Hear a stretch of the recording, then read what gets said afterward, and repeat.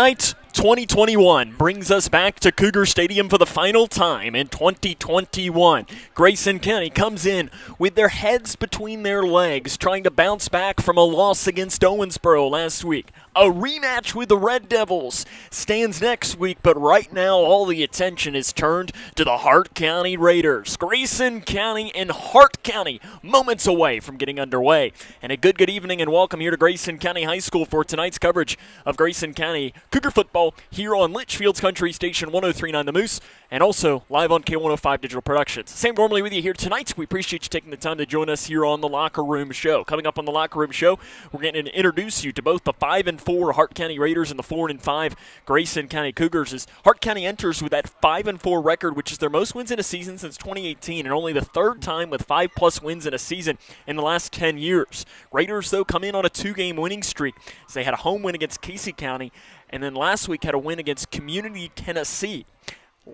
Raiders next week will also be playoff bound, as they're also the 4th seed in their district, as they're going to be traveling to Glasgow to face the Scotties. Hart County is coached by Chad Griffin. Grayson County Cougars enter with a 4-5 record. Last week they lost to Owensboro 58-7. It was their worst loss since the 68-8 loss to Bowling Green a few years ago. The Cougars this season have lost 2 games by 4 points or less. It's the first time that's happened since 2011, and it's only the 5th time in program history that has happened. Cougars are in the playoffs for the 4th consecutive year. Again, Owensboro is on deck, and the Cougars have never lost to the Raiders. Coming up, we'll introduce you to the Hart County Raiders 5-4. This is a good Hart County team. We'll introduce you to them coming up, as this is Cougar football on K105.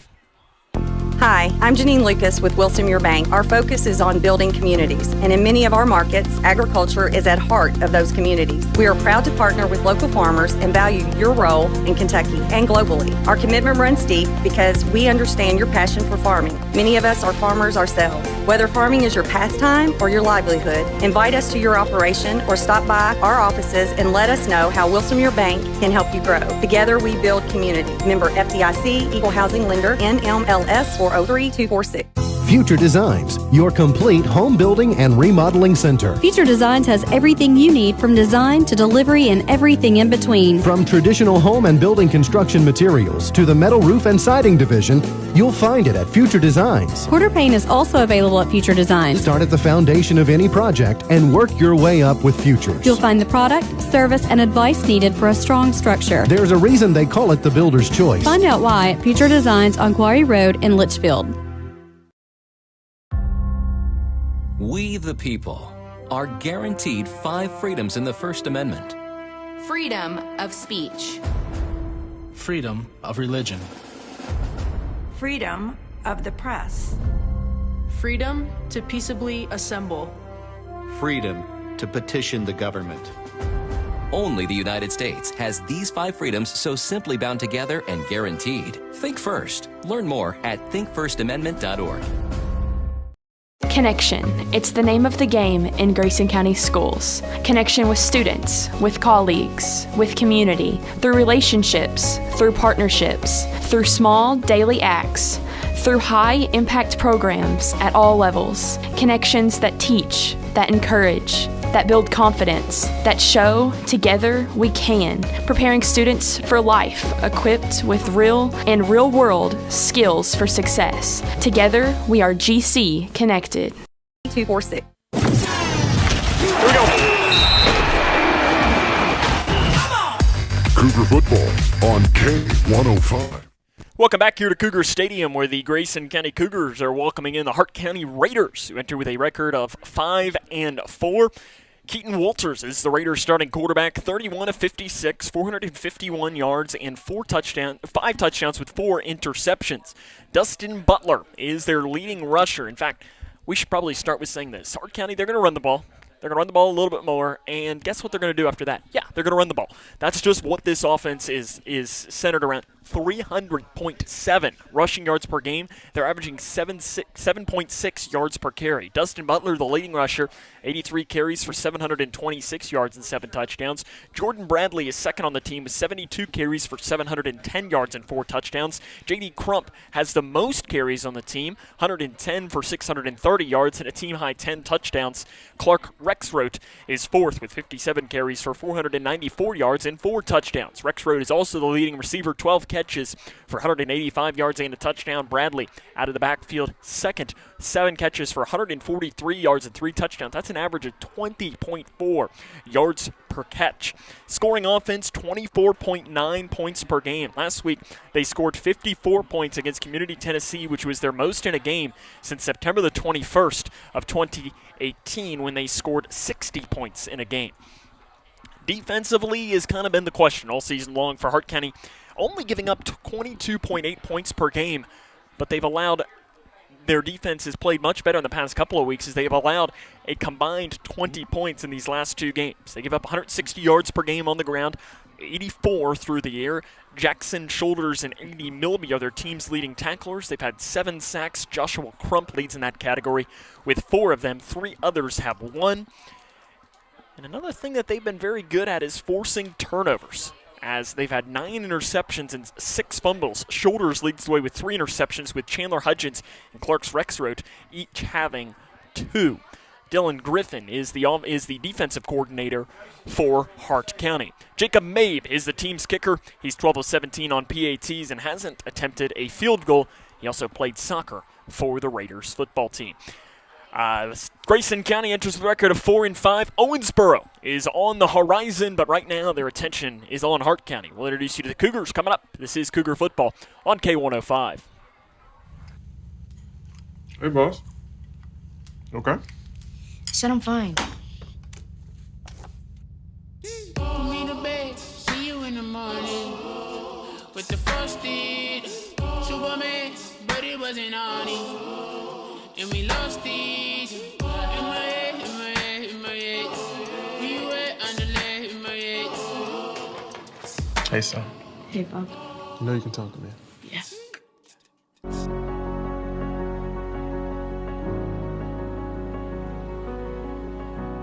And someone says, you need a bone marrow transplant, those are just not words you want to hear. I got a call that it was the best match. It was one of the best days of my life. I'm so happy that you're okay. I just want to say thank you for the second chance at life. Thousands of patients need a donor like you. Learn how you can help at BeTheMatch.org. When caring for a family member, their state of health is continually on your mind. And when they're faced with a health concern, you'll do just about anything to make them feel better. Rest assured, their feel better starts right here at Midway Pharmacy. We take our time to get to know all about your family's health history so we can provide you with educated advice. So when someone's counting on you to help them maintain a healthy lifestyle or to overcome that untimely sickness, remember, your feel better starts here at Midway Pharmacy.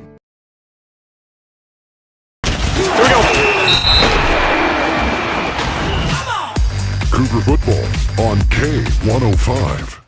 Grayson County enters this game with a record of 4-5, trying to bounce back from a rough loss to Owensboro, and it was one of those games against the Red Devils last week where everything that could have gone wrong went wrong, and everything that could have gone right for Owensboro probably went right. And it's one of those games that, I keep going back to the Ted Lasso reference of being a goldfish. You just want to forget about it. Forget that it even happened. For the Cougars, Kaylor Decker is the starting quarterback on the season, 58 of 80 for 610 yards and 5 touchdowns, only 2 interceptions. Decker's also second on the team, 59 carries for 384 yards and 4 touchdowns. Of course, Decker earlier this month committed to play college football at Greenville University. Chandler McCready is the starting running back. The senior has 73 carries for 494 yards and 9 touchdowns. Michael Wood is the secondary running back, 58 carries for 287 yards and 7 touchdowns. Hunter Toms leads the team with 30 catches for 466 yards and 5 touchdowns. He's looking to become the first 500-yard receiver since I can find, stats-wise. I'm sure that our good friend Roger Lush, if he's locked in, he might know somebody who had 500 receiving yards. But Tom's, that's a milestone. It's kind of like I compare it to almost the 1,000-yard rusher. For Grayson County, that 500-yard receiving mark is really, really impressive. Offensively for Grayson, they're averaging 30.6 points per game, but it's a stark difference between wins and losses. And wins, averaging 48.5, and losses, 10.2. You want to know a difference between winning and losing? That's where you can start. Defensively, 25.1 points per game. They allowed their most points in a game since 2018 last week against Owensboro. 141.8 yards per game through the air, 111 per game on the ground. Hunter Toms is the leading tackler. He's 62 total tackles, which is 27 more than the second highest on the team, Cooper Goff. They have also forced 15 turnovers, 5 fumbles, and 10 interceptions, which means that Sheriff Norman Chiefins, he's up to $750. Hopefully we can make him shell out some more money. We got to get to that 1,000 mark before the end of the season. Jaron Van Meter leads with 3 interceptions. Keaton Hodges has 2. Toms, Goff, and Chaffins each have 1 as well. Team has 4 sacks. Will Scott, Ben Rogers, Waylon Bruce, and Nick Nuttall. Jackson Kane is the kicker, 14 of 19 on PATs. He has a 27-yard field goal in his back pocket as well. Grayson County coached by Brian Jones, 9-8, in his second season as the head man here at Grayson County High School. We'll talk to him next as this is Cougar Football on K105. We've all seen it. People who thought COVID was a myth. I thought the vaccine was a hoax. It's hard to breathe. It don't try to kill you in just one way. It try to kill you in multiple ways. Now her whole family has tested positive for COVID-19. That vaccine could have stopped all of this. I would definitely have opted to get it. If they're not vaccinated, get vaccinated. See. Call the COVID-19 hotline at 1-800-232-0233. Kentucky's new 5-star school rating system provides parents with an easy way to find out how their children's schools are performing. Star ratings are based on test scores for reading, math, social studies, science, and writing. They are also based on students' academic growth over 1 year. For high schools, ratings are also based on how well students are prepared for college and careers after graduation and the number of students who graduate on time. Visit kyschoolreportcard.com for the latest information on schools in your community.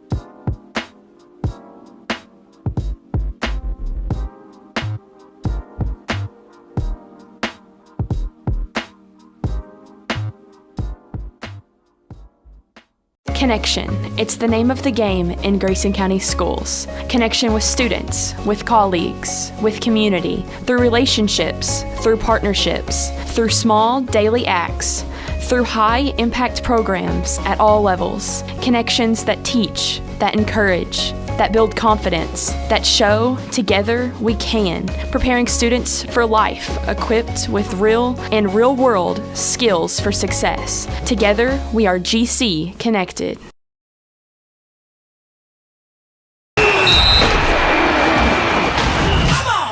Cougar Football on K105. Welcome back to the Locker Room Show here on K105. Sam Gormley now joined by the head coach of the Grayson County Cougars, head coach Brian Jones. And Coach, Owensboro, a little bit of a rough game. What were some positives, though, that you can take from it? You know, I think from time to time some of our RPOs and passes, looked nice and stuff. And like I talked after that game, things just happened quite a bit faster. And, I think one of the main things is we got out of there healthy and, trying to get a little bit more healthy this week and moving back into the playoffs and things like that. So, there were some positive things that I think when we get to the playoffs, we'll look to expand on and build on and hopefully have a little better success against them next go-around. Tonight is senior night, and usually I ask you just as a group, what does the seniors mean? But since you only have 7, I'm going to go individually and just go in numerical order. What does Kaylor Decker mean? Oh, I have known Kaylor for a long time, been in the program a long time, and he's somebody that reminds me a lot of Zach Bratcher from last year and somebody that has really devoted his life to the game and being a player. Because if you knew Kaylor when he was younger, he was skin and bones, and he's not a lot more than that now, but he's really become a student of the game, dedicated to the weight room, and he's just I think he's a testament to when you really want to do something or be something, and you'll work at it and devote a lot of time to it, you can do it, because he's become a really talented football player. and a great leader for us on the field. And he's, like I said numerous times, he's like having an extra coach out there, and we'll miss him a great deal. And big shoes to fill, and he's battled adversity this year with being in and out of the lineup and those kind of things. But just super proud of the young man that he is and has become, and a pretty doggone good football player too. Ben Rogers. Scrapper. Ben is somebody that has played defensive end for us for a couple of years, and you look at him, and again, he's long, lanky, but he is just real scrappy there on the edge, athletic for the position, and has had a really nice career as far as, disrupting things in the backfield for us. And, again, tough guy to replace because he's long and athletic, and, for us here, you don't get a lot of those guys that come through. Hunter Toms. Super athlete, just really nice to see him have a career year this year. The passing game has expanded, and he's a really nice receiver. Played defense for us for 4 years, but it's been nice to, flip it over on the other side and him have some really big games for us as a receiver. Again, another guy that's just super dedicated to the weight room and being an athlete. Good basketball player for us and everything. Probably one of the most athletic kids in the building. And, again, 6'2", 6'3" guy that's super athletic. You don't see those come across every day. So this group as a whole is going to be tough to replace. They're just not your normal Grayson County athlete. And Hunter is on the extreme side of that. Can jump through the gym, and good speed, good hands, great kid. And so, again, we'll miss him, but he's going out on a high note. Owen Bratcher. He's somebody that came out, wasn't a 4-year guy for us, and convinced him over many conversations to give it a try, and has progressively gotten better and better and tougher. And he's somebody that has turned into somebody that's just tough as nails. And he's helped us on both sides of the ball as he's progressed as a player. And just, a really great kid. And 6'5", he's the biggest kid that we've had here since I've been here. So it would have been nice to have 2 or 3 or more of him to go with us. But him and Hunter Toms have really done a nice job for us in the pass game and make it hard for you to really load up on one side of the ball or the other. And just super proud of Owen, glad that he came out, and that we got him for 3 years. Chandler McCready. 1-year guy. He's green, but just a super freak athlete that has had a big year for us. He's right around the 500-yard mark rushing, got a lot of rushing touchdowns, helped us on the back end of the defense, and just a great young man that's had a rough year but has really overcame. And we're really glad that he came out because he's been a big part of our success, and hopefully he'll look back and this will be, bright side of his high school career. Cooper Goff. Long line of good football players in the Goffs, and he has done a really nice job. He's kind of waited his turn and played behind some really good linebackers, and he's done a nice job leading the defense for us this year. And the last one, Ethan Hall. 3-year starter up front for us. Kind of got thrown to the wolves as a sophomore, and each year has become, just more and more of that leader up front, and has been able to come up and help some of our checks and things, and just a really smart lineman for us that been a big success for our running game over the last few years. The weather tonight looks like it's potentially going to be a factor. I remember a couple of years ago I asked Coach Smart about what he thought about weather and being a factor, and he said it really doesn't matter because both teams play in the same elements. What does your team need to do, though, to make sure that those elements don't become a big factor? Well, I think a game like this, I think for them, if I'm sitting at them and run the ball as much as they do and those kind of things, they probably want the rain. Where we are more balanced in our pass game with our run game. And so the rain has the potential to probably alter our game plan more than them. And, for us, we just got to, make sure we talk a little ball security and things in pregame and make sure that we really reiterate the things that we think can be successful on the ground for us, and just in case that, it's a washout and it becomes a track meet, and, who can run the ball better and who can win up front. And that's another thing that we'll have to discuss with our line is, if this becomes a game where it's a lot of rain and you're handing the ball off a lot, it's going to be who wins up front. And so, give them the challenge, put it on their back, and see what we can do. Hart County offensively runs, I guess, what you would classify as a wing tee. How do you slow that down? Assignment football, a lot of their plays look very similar, guys going in motion and things, and they're trying to get you kind of out of position by the similarity and the disguise of the play. And, they may run 3 or 4 plays that all look the same if you're looking into the backfield, but a different guy's getting it. And so we got to play assignments football, not rush upfield too much, play in our gaps, and when something comes through our gap, take care of business. And so if we'll do that defensively, I think we'll be all right. And then for us, we've got to finish drives on offense, put points on the board. Coach, good luck. Well, more you're coming up in the locker room show after this. Connection. It's the name of the game in Grayson County schools. Connection with students, with colleagues, with community, through relationships, through partnerships, through small daily acts, through high-impact programs at all levels. Connections that teach, that encourage, that build confidence, that show together we can, preparing students for life, equipped with real and real-world skills for success. Together, we are GC Connected. The pandemic changed our world and the way we work, live, and connect. But there are better days ahead. As a boy, I fought polio. Today, America's been polio-free for 40 years thanks to vaccination. We'll beat COVID-19 with vaccine too. Protect yourself and your family. Get vaccinated. Learn more at cdc.gov/coronavirus. This message brought to you by the National Association of Broadcasters and this station. This is my house. My parents helped build it. Now we don't get wet when it rains. I don't get too hot or too cold inside.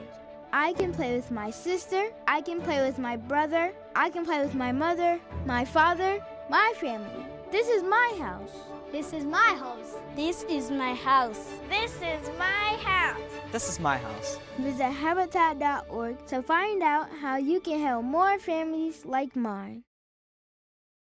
Hi, I'm Janine Lucas with Wilson Muir Bank. Our focus is on building communities, and in many of our markets, agriculture is at heart of those communities. We are proud to partner with local farmers and value your role in Kentucky and globally. Our commitment runs deep because we understand your passion for farming. Many of us are farmers ourselves. Whether farming is your pastime or your livelihood, invite us to your operation or stop by our offices and let us know how Wilson Muir Bank can help you grow. Together we build community. Member FDIC, Equal Housing Lender, NMLS 403246.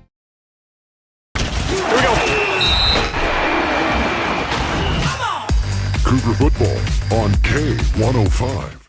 Welcome back here to Cougar Stadium, where we are just about 6 minutes away from kickoff here tonight. I was just looking at the radar, and it looks like right now we're looking at the rain will be hitting us around 8:45 local time. So hopefully both of these teams, Hart County especially likes to run the ball, hopefully that the weather will not become a factor. But if this game does go a little bit long, fourth quarter, it could come into impact. What it will probably have an impact on is us breaking down and leaving here tonight. It'll probably be a wet night for that, but I'm sure none of you care about that. We'll take a look at the keys to the game. First off, for Hart County, the keys to victory for the Raiders. First one is use the weather. They want the rain. Hart County is a team that runs the football and runs it with a lot of success. They want this rain to come and force Grayson County to put the ball on the ground as well. Second one, score first. Grayson County is one of these teams that I think if they get an early punch in the mouth, they might start to make some mistakes. They might start to panic a little bit. Score first if you're Hart County. And the third one is win the battle in the trenches. Hart County has got a good offensive line. They got to win that battle. Who wins that is probably going to win the game here in tonight's game. Now the keys to the game for the Grayson County Cougars. Again, they come in with a record of 4 wins and 5 losses. But again, they've only lost 4 games on the field. The first key, I've mentioned it, be a goldfish. Well, we talked about this with the Ted Lasso reference. If you haven't seen the show, I highly recommend it as the Cougars take the field right now. As the Ted Lasso reference is be a goldfish. Have a 10-second memory. Forget Owensboro. It happened. You can't change it. You got to move forward. Then also you could probably throw in there that we can say be a goldfish because it might rain a little bit. You might need a little swim a little bit. You know, we can make that as part of one of the keys to the game. Second one, hold on to the ball. It's going to be huge. Weather, you never know. Got to find a way to just keep a hold of that football. The third one, good offense is good defense. Run long extending drives. Keep Hart County off the field. And the fourth one is force Hart County to pass. It's something that they haven't done a lot of. They're only averaging about 7 passes a game. Force them to pass. Grayson County and Hart County coming up next. As that comes up next here, as this is Cougar football on the Moose.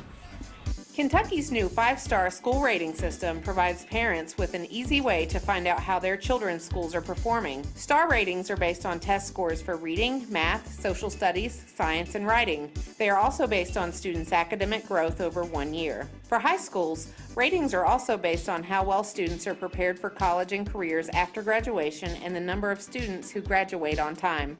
Visit kyschoolreportcard.com for the latest information on schools in your community. The life of every child is precious. If you care for a child or teenager with a disability and have limited income and resources, they may qualify for monthly cash payments through the Supplemental Security Income Program, or SSI. Call Social Security at 1-800-772-1213 or visit ssa.gov/SSI-Kids to learn more. That's ssa.gov/SSI-Kids. Message produced by Social Security at U.S. taxpayer expense. Hi, I'm Janine Lucas with Wilson Muir Bank. Our focus is on building communities, and in many of our markets, agriculture is at heart of those communities. We are proud to partner with local farmers and value your role in Kentucky and globally. Our commitment runs deep because we understand your passion for farming. Many of us are farmers ourselves. Whether farming is your pastime or your livelihood, invite us to your operation or stop by our offices and let us know how Wilson Muir Bank can help you grow. Together we build community. Member FDIC, Equal Housing Lender, NMLS 403246. Wash your hands, stay home, cover your cough. It's our new reality with COVID-19, and that means calling ahead instead of going directly to a doctor or hospital if you're sick. It means being more patient. We're all in this together, and we all have a role in preventing the spread. So, prepare, focus on the essentials, protect, keep some space from people outside your home, and disinfect a lot. Get the facts at K.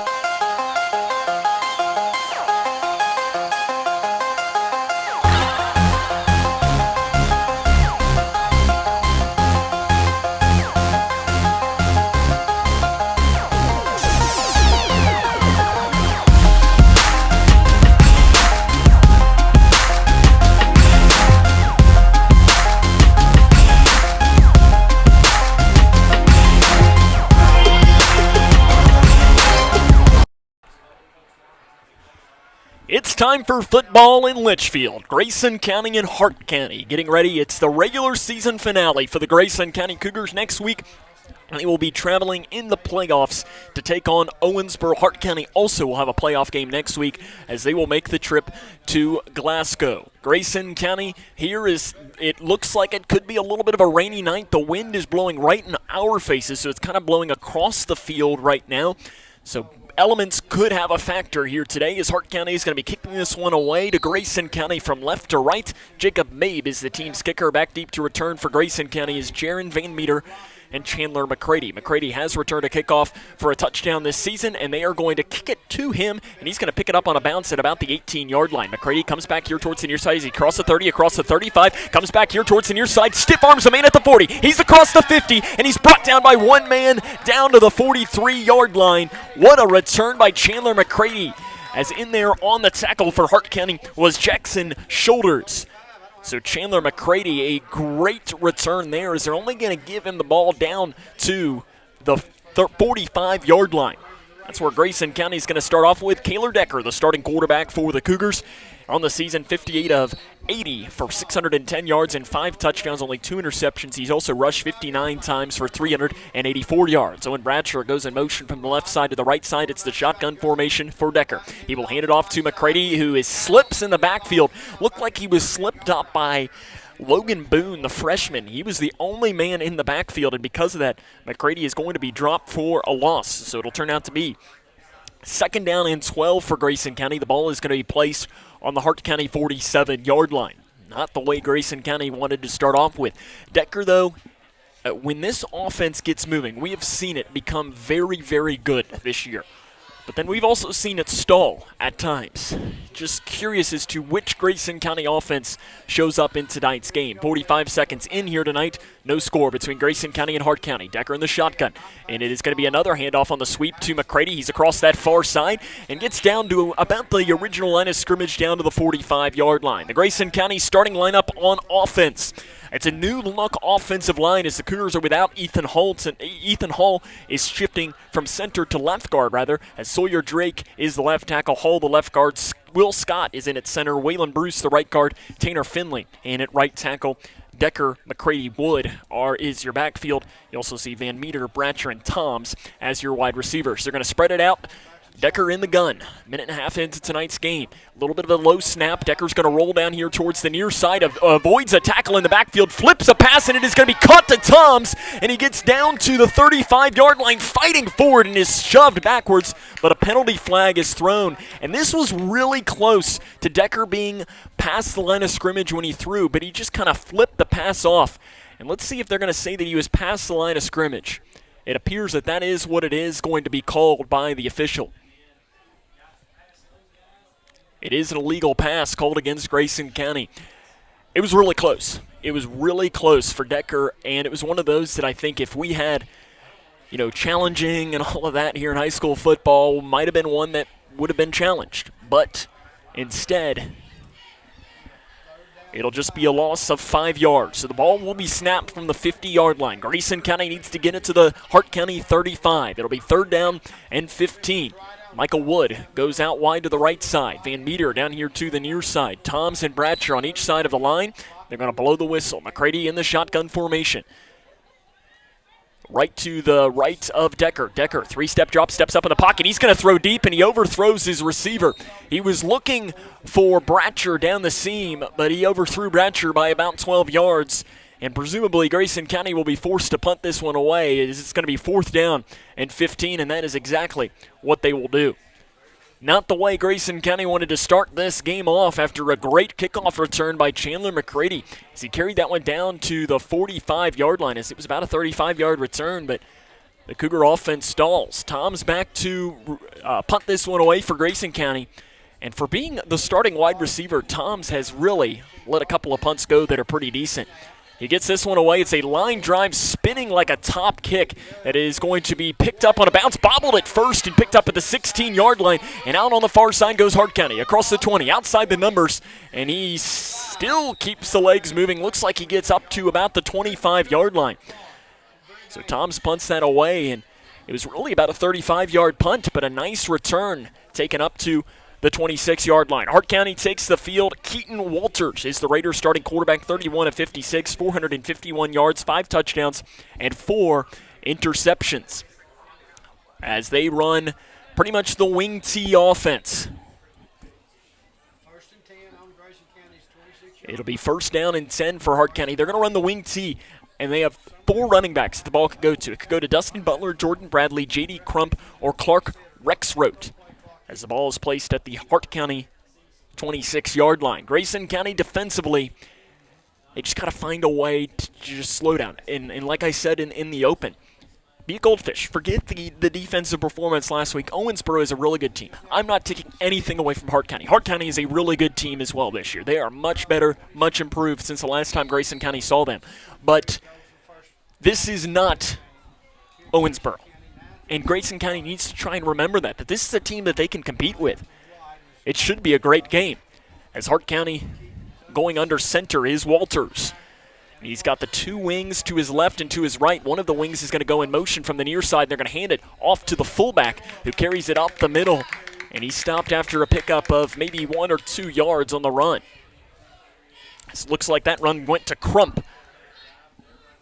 And Crump gets the ball up to the 28-yard line, give him 2 yards. It'll be 2nd down and 8 for the Raiders of Hart County. 9 minutes, 30 seconds to play here in this first quarter. No score between Grayson County and Hart County.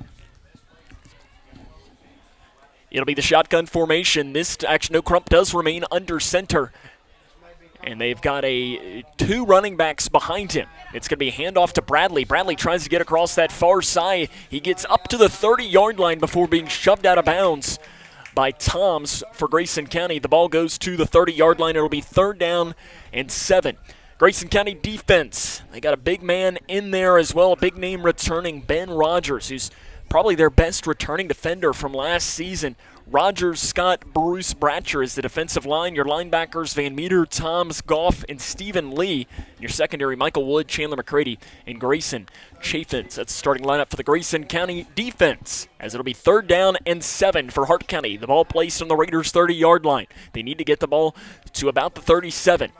And it'll be a pitch down here to the near side. Looking like he was almost going to pass it. He gets across the 30-yard line up to about the 38, and that should be enough for a 1st down. As that run was by Clark Rexroth, and he does have enough for a Raider 1st down. Hart County averages 300.7 yards per game on the ground, 7.6 yards per carry. It's an 8-yard pickup there for Clark Rexroth. So Rexroth is the 4th leading carrier on the team, and that carry puts him over 500 yards for the season. So to put this into perspective, the Raiders have 4 running backs with over 500 yards. Incredibly impressive, and that's why their rush offense is the 2nd highest total in 3A and the 10th highest total in the entire state, regardless of class. Under center will go the quarterback, Walters. Man in motion, and a whistle is blown, and a penalty flag is on the play. And this appears that it is going to be on Hart County. It's going to be a false start called against the Raiders, and that'll push them back, and it'll move this ball here to be 1st down and 15. 7 minutes, 56 seconds to play here in the first quarter. No score between Grayson County and Hart County. The Raiders are coached by Chad Griffin. He's in his 6th season at the helm of the program, 21 and 36. He came to Hart County from Central Hardin, where he was previously the head coach there. He's only faced the Cougars once as a head coach, and that was a loss 2 years ago in Hart County by a final score of 34-0. Under center again goes Walters. They have 1 wing here, and they're going to hand it off to the wing. Bradley tries to get it across that far side. Bradley finds an opening, and he gets up near the original line of scrimmage. Looks like maybe even they're going to give him an extra yard, possibly up to the 39, but looks like it is just going to be to that original line of scrimmage. So Bradley on the run gets 5 yards. It'll be 2nd down and 10 for the Raiders. Ben Rogers coming into the game right now. Taking a seat for him is Will Scott. Doing some substitutions. Looks like Tanner Finley also coming off the field for Grayson County. And I know Brian Jones said that the key to defeating the wing T is assignments. And each player has an assignment. Bradley goes in motion. They fake the pitch to him. Instead, hand it off right up the middle. That is Crump. Crump up near across the 1st down marker. Slips a tackle. He's across midfield. Up across the far side. Down to about the 38-yard line. What a run by Crump on the play. Gets down to the 39-yard line. And that is enough for another 1st down for Hart County. So you can give him 23 yards on the run. And that's what makes the wing T so difficult. As the wing T is such a difficult offense because of the misdirection, the motions, it's really hard to defend. And that's why, you don't see it as much anymore. Now you're seeing some more shifting here on this offensive line as a blocker moves from the left side of the line to the right side of the line. It's going to be a handoff this time right up the middle. Looks like it's to Bradley. Bradley, full head of steam, carries that one up. Now we're down to about the 31-yard line. That's a 7-yard pickup on the run there for Hart County. No score between Grayson County and Hart County. 6 minutes, 15 seconds and counting to play here in the first quarter. Live from Cougar Stadium. No rain yet, but rain could potentially be moving on as the evening goes on. As we were looking at the radar before the game, looked like it was going to be moving into the area potentially about 8:45, 9 o'clock tonight. Hopefully we will be done by that point. Under center again goes the quarterback, Walters. Walters kind of falls down looking to pass now, steps up in the pocket. He's going to scramble, and he's swallowed up Grayson County picked him up immediately as he looked to step up in the pocket and run, but right when he did that, he was met by Grayson County. In there on the tackle for the Cougars, Sawyer Drake. As right up the middle went Walters, and immediately when he went to run, he kind of looked up, and Sawyer Drake said, "Hello, nice to meet you. Welcome to Grayson County High School." And that's going to be dropped for a loss of 2 yards. It'll be 3rd down and 6 here for Hart County. Ball placed on the Grayson County 33-yard line. I'm going to send a wide receiver down here to the near side. It is under center goes Walters, man in motion. It is Bradley. They're going to fake the handoff to him and instead give it to one of the other wings, and he's driven backwards. It fooled me, didn't fool the Grayson County defensive line. Cooper Goff in there on the tackle. As they stopped, I believe that was Butler on the run. Butler gets that down to the 32-yard line. It's only a gain of 1 yard. 4th down and 5. Hart County in this no-man land territory. They've not attempted a field goal this season, and you'd be looking at a 51-yarder here. And we have a timeout taken by the Raiders. We'll take it with them. No score between Grayson County and Hart County. This is Cougar football on K105. Connection. It's the name of the game in Grayson County schools. Connection with students, with colleagues, with community, through relationships, through partnerships, through small daily acts, through high-impact programs at all levels. Connections that teach, that encourage, that build confidence, that show together we can, preparing students for life, equipped with real and real-world skills for success. Together, we are GC Connected.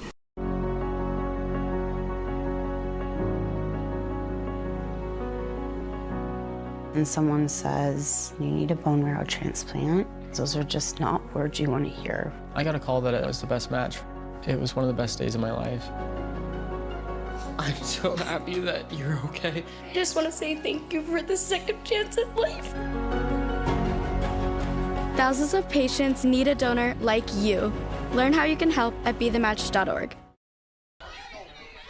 4th down and 5 for Hart County out of the timeout. The ball is going to be placed on the Grayson County 33-yard line. They need to get the ball to the 28. It's the wing T offense, no score here. 4 minutes and 42 seconds to play in the first quarter. As they shift the line, as they shift a player from the left side to the right side, and the player that was on the right side, it's a pitch out to the high side to Butler, and he got the first down and more. He's up across the far side, and looks like there might have been a late hit out of bounds. The Hart County sideline on the far side seemed like that's what they wanted, but no whistle. And the ball is carried down to the 22-yard line. That is a 10-yard pickup on the run by Butler. 1st down and 10 for Hart County. The Raiders moving on their first drive of this game.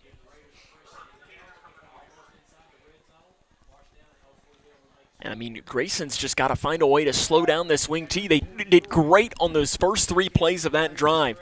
But that last drive, that last play, it was way too easy for the Raiders. Again, they try to confuse the defense with the shifts from the right side to the left side. Under center, it's a handoff to Crump, and Crump dives across the left side. He might have gotten 1. So it's a 1-yard gain. It'll be 2nd down and 9. Ball placed on the 20-yard line.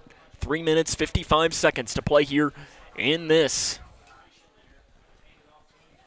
opening quarter of action here from Grayson County High School. Sam Gormley with you tonight. We appreciate you taking the time to tune in to tonight's coverage. Under center, again, will go Walters. The sophomore quarterback, 6'1", puts his hands under the center, snaps it, hands it off to the up back Crump. And Crump goes up, and he is stopped for a loss on the play. He was dropped for a loss of 1 as Grayson County was in there immediately. Sawyer Drake again said, hello, welcome to Grayson County High School. It's a loss of 1 yard. 3rd down and 10 coming up here for Hart County. 3 minutes and counting to play in this opening quarter. Grayson County stopped him on 3rd down last time, but it was 4th down where the Raiders picked it up and converted.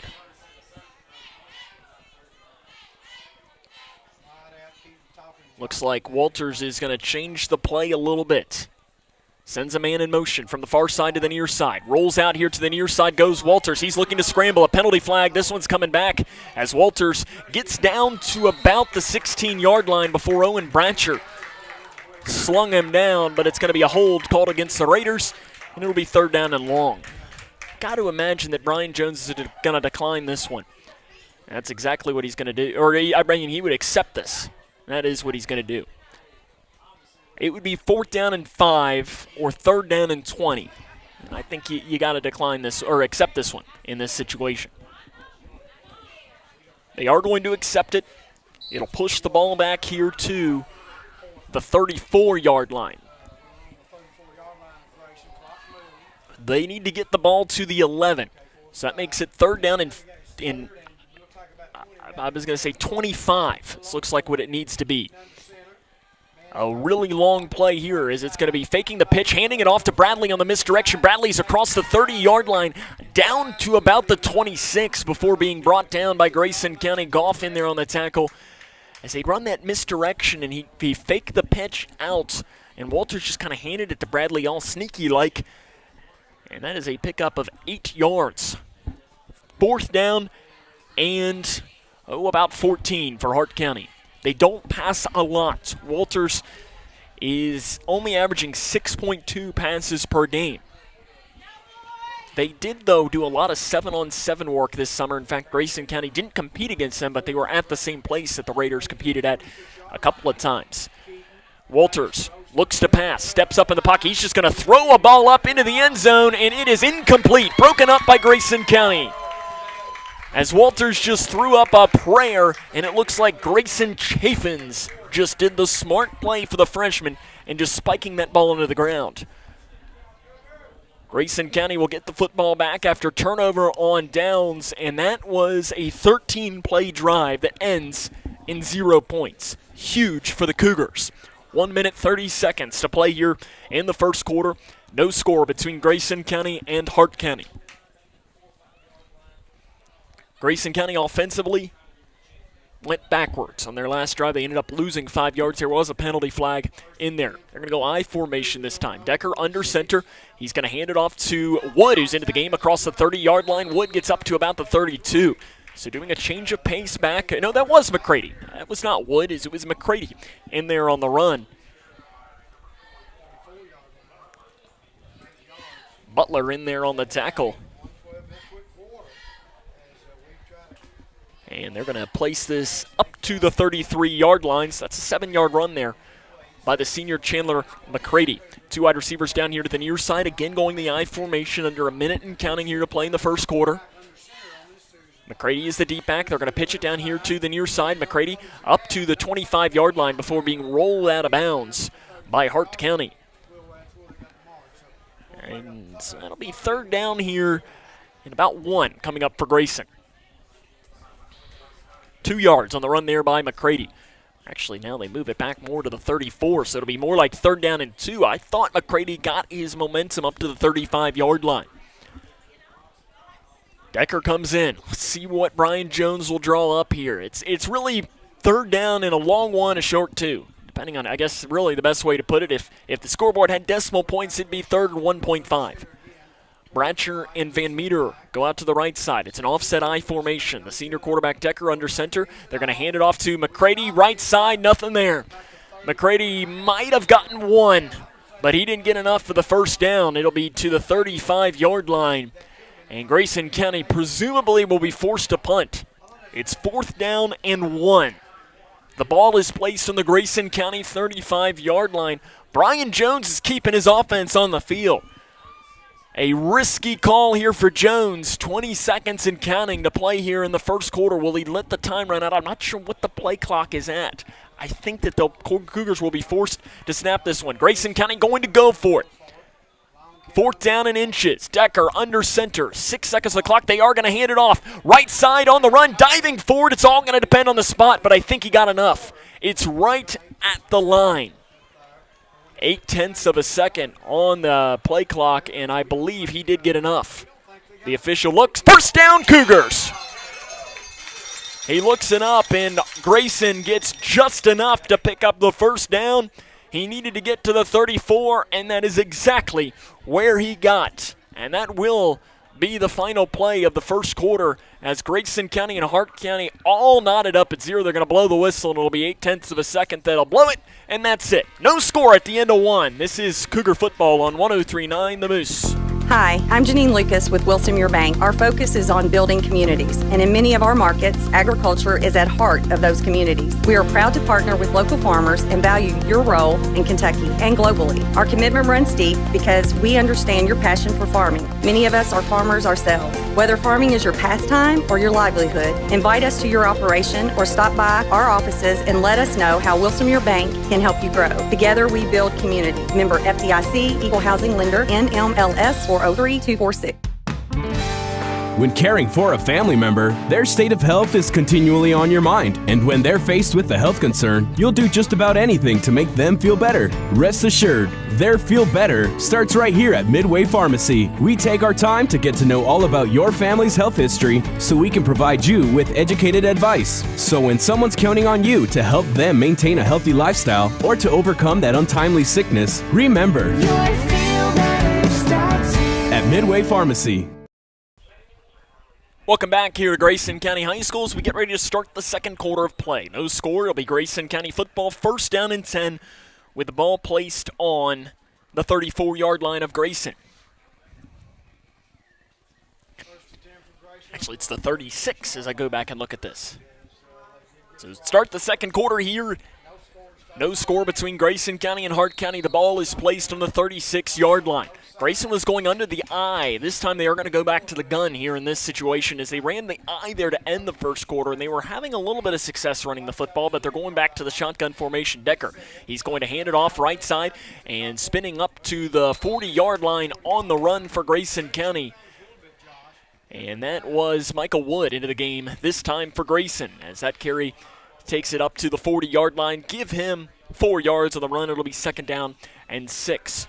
Grayson County offensively is just got to try and get some of their momentum back. Football is a game of momentum, and right now they don't have any of it. Hart County moved the ball a lot. They came up with a big defensive stop, but it's one of those things that sometimes when you see the big defensive stop, you see the offense come out with an extra oomph to them, if that makes sense. And you haven't seen that here to start this drive. Now, maybe it'll come here on second down and 6. They're going to hand it off again, up the middle, across the 40-yard line, down to the 45. On the run there for McCready. As in there on the tackle for Hart County was Chandler Hudgens, the 5'10" junior. As that was taken up to about the 46.5-yard line. It'll be third down and 1 for Grayson. Really, it's third down in inches as the ball needs to get to the 46, and it is placed on the 45.5 right now. Grayson County's been getting a lot of half yards here early on in this game. They're going to spread out wide to the left, Bratcher and Van Meter. Offset I formation. Fullback into the game, handoff up the middle, and the second effort might have gotten it. It's all going to depend on the spot, but I think the second effort by McCready across the left side is going to be just enough for the first down. The official will come, and that should move the chains. Nope, they're going to measure this. I thought that second effort was going to be enough, but it looks like we are going to – no, they're going to not even measure it. They're going to say fourth down in inches. I guess it is maybe just a little bit short. I was going to say, McCready needed to get the ball maybe to the 46.2, and he has the ball on the 46 point – or no, he needed to get the ball to the 47.2, and he has the ball on the 46.8. Getting into a lot of decimal points here. They're going to go for it again. Decker, quarterback draw, sneak right up the middle. He's got plenty. That'll be a first down, Cougars. They convert 2 fourth downs. And Decker gets that ball up to the 48-yard line. It's a 2-yard completion. Grayson County is coached by Brian Jones as he is in his second season here at Grayson County High School, 9-8 with his record here in Leitchfield. He was previously the head coach at Todd County Central, 21-58 in 8 overall seasons as a head coach. As Jones was previously the offensive coordinator for Grayson County High School before being promoted to head coach after head coach Ed Smart stepped down following the 2019 season. First down and 10 for Grayson. Ball placed on their own 47-yard line. Bratcher comes down here to the near side. They're going to stick with the I formation. The senior quarterback, Taylor Decker, going to go under center.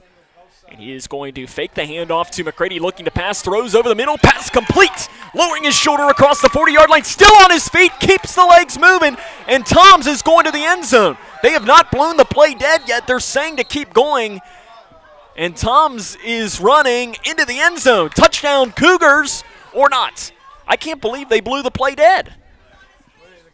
Toms never lost his balance, and that should be a touchdown Grayson County. I really don't know. That is a weird instance there. Personal foul called against Hart County. A face mask is the call. And Brian Jones is probably going to say what happened because Toms never fell down. His progress wasn't even stopped. So that should be a 53-yard touchdown for Grayson County.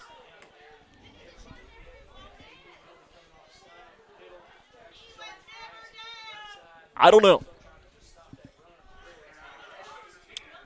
Right now it's Chris Drake, one of the assistant coaches, is in the ear of the official. You know, and Coach Drake, I'm not sure he said a mean thing to anybody, so I'm not sure if the official is bringing out the mean side or what. Jones has moved forward, though. The ball is going to be placed on the Hart County 21-yard line. Weird play there. So I guess they said Toms was down at about the 36, and that 15-yard penalty moves the ball to the 21. I can't believe they blew that play dead. I'm not sure I've ever seen something like that. Grayson hurries up to the line. 8 minutes, 50 seconds to play here in the first half. It is no score between Grayson County and Hart County. Decker hands it off to Michael Wood. Michael Wood tries to sweep across the left side. A penalty flag is in. Wood does a stutter step and gets down inside the 15-yard line, but I think this one might be coming back. So it was thrown by one of the back judges, and it is a hold called against Grayson County. So that'll move the Grayson County the ball back.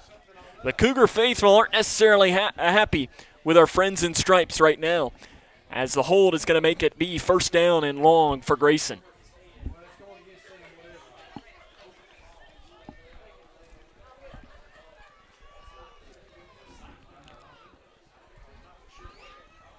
They're going to move this back to the 33-yard line. Turns out to be the good old 11-yard holding penalty, which I know that's a spot foul and everything, so it'll be first down and 21 for Grayson County. 8 minutes and 30 seconds to play here in the first half. Still no score in this game. Grayson County, their best drive of this game. This will be play number 10. And they're going to fake the handoff. Decker looking to pass. He's got to run away from one man, and he just throws it away. And that is very dangerous. Cooper Goff was near the play, as Decker was being chased there by one of the Hart County defensive linemen. And I guess Decker did get it just enough to the line of scrimmage. No intentional grounding call there, and it'll turn out to be second down and long for Grayson. They need to get the ball to the 10. They have the ball on the Hart County 32-yard line. Goff is going to check off the field this time. McCready back into the game at running back for Grayson County. Wood and Van Meter come down here to the near side. Owen Bratcher setting up almost as a tight end on the left side of the line. It'll be the shotgun formation. Decker in the gun, and he will pass. Looks to scramble down here to the near side. Throws off into the flat. The pass is complete to Van Meter. He catches it at the 25, and he's brought down near the 20-yard line. That's a 12-yard pickup for Jaron Van Meter. And that was perfect. Van Meter just ran a little curl route, turned around, and the ball hit him right in the hands. He turned upfield and picked up 5 more yards. Third down and 9 coming up for Grayson County. They need to get the ball to about the 10 or the 11-yard line, as I think it should be. They need to get the ball to the 11, but on the far side, the chain gang says they need to get the ball to the 10, which the play started on the 21. So I'm not really sure. They're going to spread it out here. We haven't seen this a lot. Decker going all alone, 5 wide. Decker in the shotgun, throws a screen to the near side to Bratcher. Bratcher up to the 15-yard line before being slung out of bounds by the Raiders. In there on the tackle, Keaton Walters, who's the starting quarterback. He throws out Bratcher, and it's 4th down and 5. I think here, is this Jackson Kane territory? 6 yards there on the pass completion. 4th and 4 more. They're going to go for it, Grayson County. Brian Jones doesn't want to attempt a field goal, so you'd be looking at, about a 32-yard field goal from this point. Jones going to keep his offense on the field. They're going to again spread it out 5 wide. McCready, Van Meter, and Toms to the left side. Wood and Bratcher to the right side. Decker looks to the near side, throws, end zone, touchdown, Cougars! Michael Wood catches the touchdown, and Grayson County strikes first. They lead 6-0. 14-yard touchdown pass, Kaylor Decker, 6th of the season. And Grayson leads 6-0 with 7 minutes and 16 seconds to play in the first half. That was a really, really nice play. It's just one of those that you couldn't draw it up to look much better than that. Decker, nice ball. Wood, nice job extending his arms to grab that one. Here comes the extra point, which has been an adventure. Place down, kicks up. It's a spinner that is good. Kane just gets enough. Grayson leads 7-0, 7:16 to play here in the first half. This is Cougar football on the Moose. Hi, I'm Janine Lucas with Wilson Muir Bank. Our focus is on building communities, and in many of our markets, agriculture is at heart of those communities. We are proud to partner with local farmers and value your role in Kentucky and globally. Our commitment runs deep because we understand your passion for farming. Many of us are farmers ourselves. Whether farming is your pastime or your livelihood, invite us to your operation or stop by our offices and let us know how Wilson Muir Bank can help you grow. Together we build community. Member FDIC, Equal Housing Lender, NMLS 403246. This is my house. My parents helped build it. Now we don't get wet when it rains. I don't get too hot or too cold inside. I can play with my sister, I can play with my brother, I can play with my mother, my father, my family. This is my house. This is my house. This is my house. This is my house. This is my house. Visit Habitat.org to find out how you can help more families like mine. Grayson County leads this one 7-0 with 7 minutes and 16 seconds to play in the first half. A 14-yard touchdown pass from Kaylor Decker to Michael Wood gives Grayson County their first lead since that Ohio County game a couple of weeks ago, and that's got to feel good. You're starting to see some energy on that Grayson County sideline. It seemed like after the Owensboro game it was very deflating as they lost that one 58-7. Nothing went right. And it probably just feels good to get up 7-0 in this one. Jackson Kane to boot this one away to Hart County. Now, we have seen Kane do some onside kicks. He's not going to do that this time. It is a booming kick that's going to take a bounce at the 10-yard line, being picked up at the 15 by the Raiders. Taking it across the middle, up to the 10-yard line, and that's where he's going to be stopped. He gets it up to the 12, but Grayson was there. Bratcher in there on the tackle along with Wood. And there was one more Cougar. If he turns around, I'll give him the name. But what a play there. It looked like Waylon Bruce was the third Cougar in there as he turned upfield, and when he did it, he had nowhere to go. Hart County's going to start the ball placed on their own 13-yard line.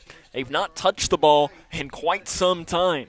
They ran the ball with a lot of success the last time they got the football. 7:09 to play here in this first half. First down and 10. Again, the ball's placed on the Hart County 13-yard line. They run the wing T offense. You never know which way the ball is going to go. Walters is the sophomore quarterback. They kind of have three wide receivers, but really it's two wide receivers, and they're going to hand it off to one of the wings on the far side of the field, and he's not going to get anything. It was the near side wing, and he might actually be dropped for a loss of 1 yard on the play. The near side judge does say that. It is a loss of 1. As how the wing T looks is that you have, usually it's a fullback running back behind the quarterback, and then you have two wings on each side that are set up almost as if a tight end took a step back on each side of the line. And that's kind of your two wings, and those wings like to move in motion from behind the quarterback. And that time the near side wing got the ball. That's why they call it the wing T. The near side does move in motion again. They're going to hand it off this time to the running back who is behind the quarterback. He gets it up across the 15-yard line. And that ball is going to go to the 16, 4-yard pickup there. It'll be third down and long for the Raiders. Can the Grayson County defense come up with another stop? They've been pretty good on third down in this game.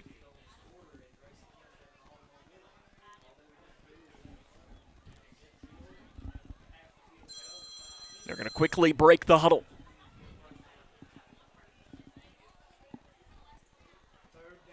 It'll be 3rd down and 7 for Hart County. Grayson County leads this one 7-0. They're going to hand it off to Butler across the right side. Butler dives near that first down marker. The second effort, and it does appear that he might have enough. We've had a lot of really close balls, but it appears that he's about a half a yard beyond the first down marker. That is enough for a first down, Raiders. As the ball's up to the 24-yard line, that is an 8-yard pickup on the run for Hart County. 5 minutes, 30 seconds to play here in the first half, 7-0. Grayson County leads Hart County.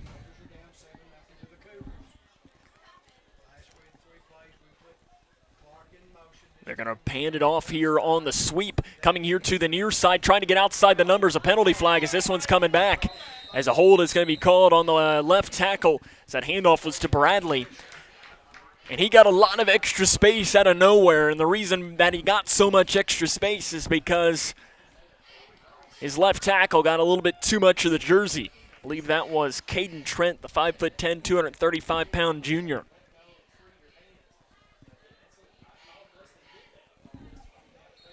And it'll move the ball back to the 14-yard line. It'll be 1st down and 20 for Hart County. 5 minutes to play here in the first half. Grayson leads 7-0 on the 14-yard touchdown pass from Kaylor Decker to Michael Wood. Trips down here to the near side. And they're going to hand it off to the running back Butler up the middle. Butler across the 20-yard line, being brought down up near the 26 on the run for Dustin Butler. Butler is the 6'1" senior, 190 pounds. Butler is their leading rusher as far as yardage with 726. Joshua Dan Crump has gotten the most carries. He has 110 carries coming into tonight's game. As that gets the ball to the 25, so you can give him 11 yards. It'll be 2nd down and 9.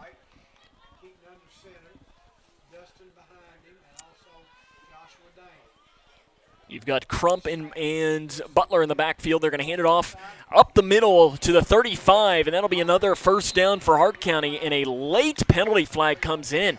I did not see anything as the handoff was to Butler. Butler gets it up to the 37, and whatever it was, it has to be on Grayson because Brian Jones is not happy right now. It's a face mask penalty against the Cougars. Tanner Finley came running off the field. I'm not sure if he was the one that did it or not. But right now, Brian Jones is talking with his assistant coach, Trey Waltermeyer. Was that the right call? And it looked like Trey Waltermeyer looked at him and just nodded his head. Ball's placed up now to the 43-yard line. 1st down and 10, Hart County. 7-0, Grayson County on top. 4 minutes and counting to play here in the first half. Handoff right side, Butler on the run. That second head of steam. Butler has got that across that right side.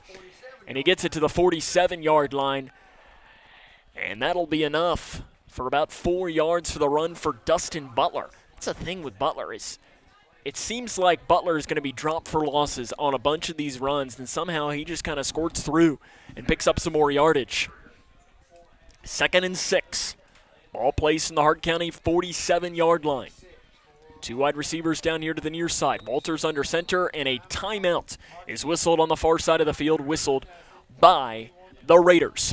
I do want to mention earlier today, and you might have seen it on the K105 Facebook page, there was a really cool moment, and I think it deserves a lot of promotion and a lot of respect to the Grayson County football seniors, as it is senior night tonight. And how they are celebrating this year is that the 7 seniors for Grayson County this year, what they did is that they picked a teacher that meant something to them during their Grayson County high school football career. They wrote them a letter, and then earlier today they gave them their jersey to wear throughout today's day as kind of like a sign of thank you for being there for us throughout our 4 years of high school. And I love this. I think this is something that I know some schools have done. We were talking with Brian Jones before the game, and he said that this is something he used to do at Todd County Central, but they would do it for every game. And he said he liked doing it here on senior night and allowed the seniors to have that moment to recognize the teachers that have had a difference and made a difference in their lives. So I love to see this. I think we should see more of this. And I think that we always hear that people want to see good news. This is good news. I love seeing this. Out of the timeout, Hart County will have the ball. 2nd down and 6. 3 minutes and 21 seconds and counting the play here in the first half. It is 7-0. Grayson County leads the Raiders. Walters under center. They're going to throw a little screen out to the far side. The pass is complete over to the far side of the field.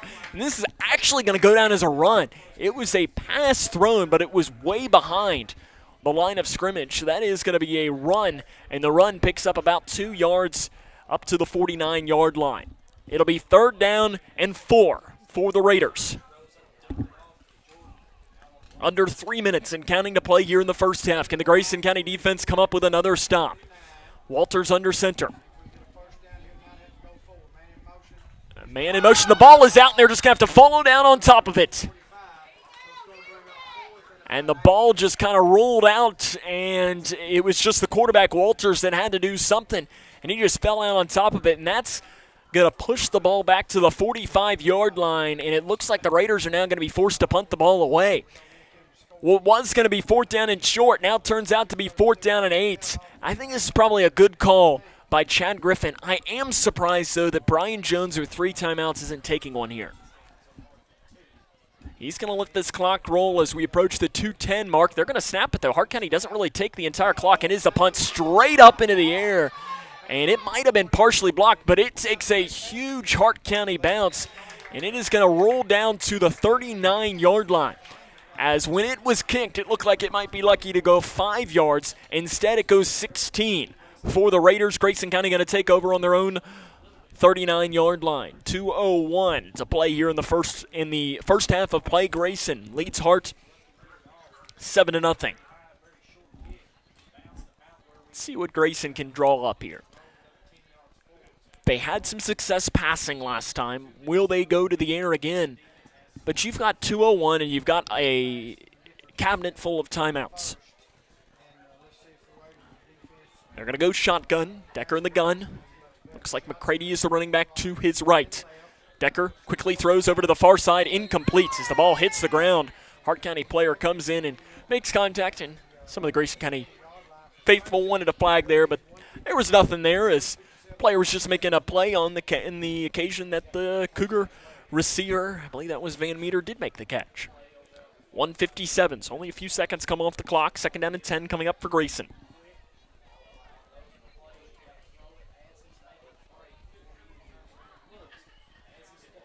They keep switching out the footballs here as it's not raining right now, but it has been raining most of the day here in Leitchfield tonight, and because of that, the ball has to be wet. And you've seen some players slip, and it doesn't have a massive impact, but you are seeing some of it. Decker going to go into the gun all by himself again. 5 wide, 2 to the left, 3 down here to the near side. Decker looks to pass, throws over a slant over the middle, and it is caught as a diving catch made there by Chandler McCready over the middle of the ball to the 45-yard line, 6 yards. It'll be 3rd down and 4, 140 and counting. That's almost one of those things that Grayson here, it's this weird scenario that Grayson doesn't want to take too much time off the clock, because if they pick up the 1st down here, they want to still have a chance to score, but they don't want to leave too much time on the clock, because if they don't pick this up, Hart County is going to get the football back. Hart County only, though, has 1 timeout remaining. In the gun goes Decker. McCready to his right. 2 on each side, wide receivers. Hart County showing blitz. Decker looks to throw a screen over to the far side. The pass is complete across the 45-yard line. Up across this near side, across the 50, across the 45-40, 35-30, and he runs out of bounds down to the 37-yard line. Michael Wood got into space and steps out of bounds with 1:02 to play here in the first half. Really, really nice play there by Michael Wood as he broke back here towards the near side, and it would not shock me if Michael Wood is your running back next season, and that is the reason why. 18 yards on the catch and run for Wood. It'll be 1st down and 10, ball placed on the Hart County 37-yard line. As it looked like Wood might have been able to tiptoe up that sideline, but he just ran out of room.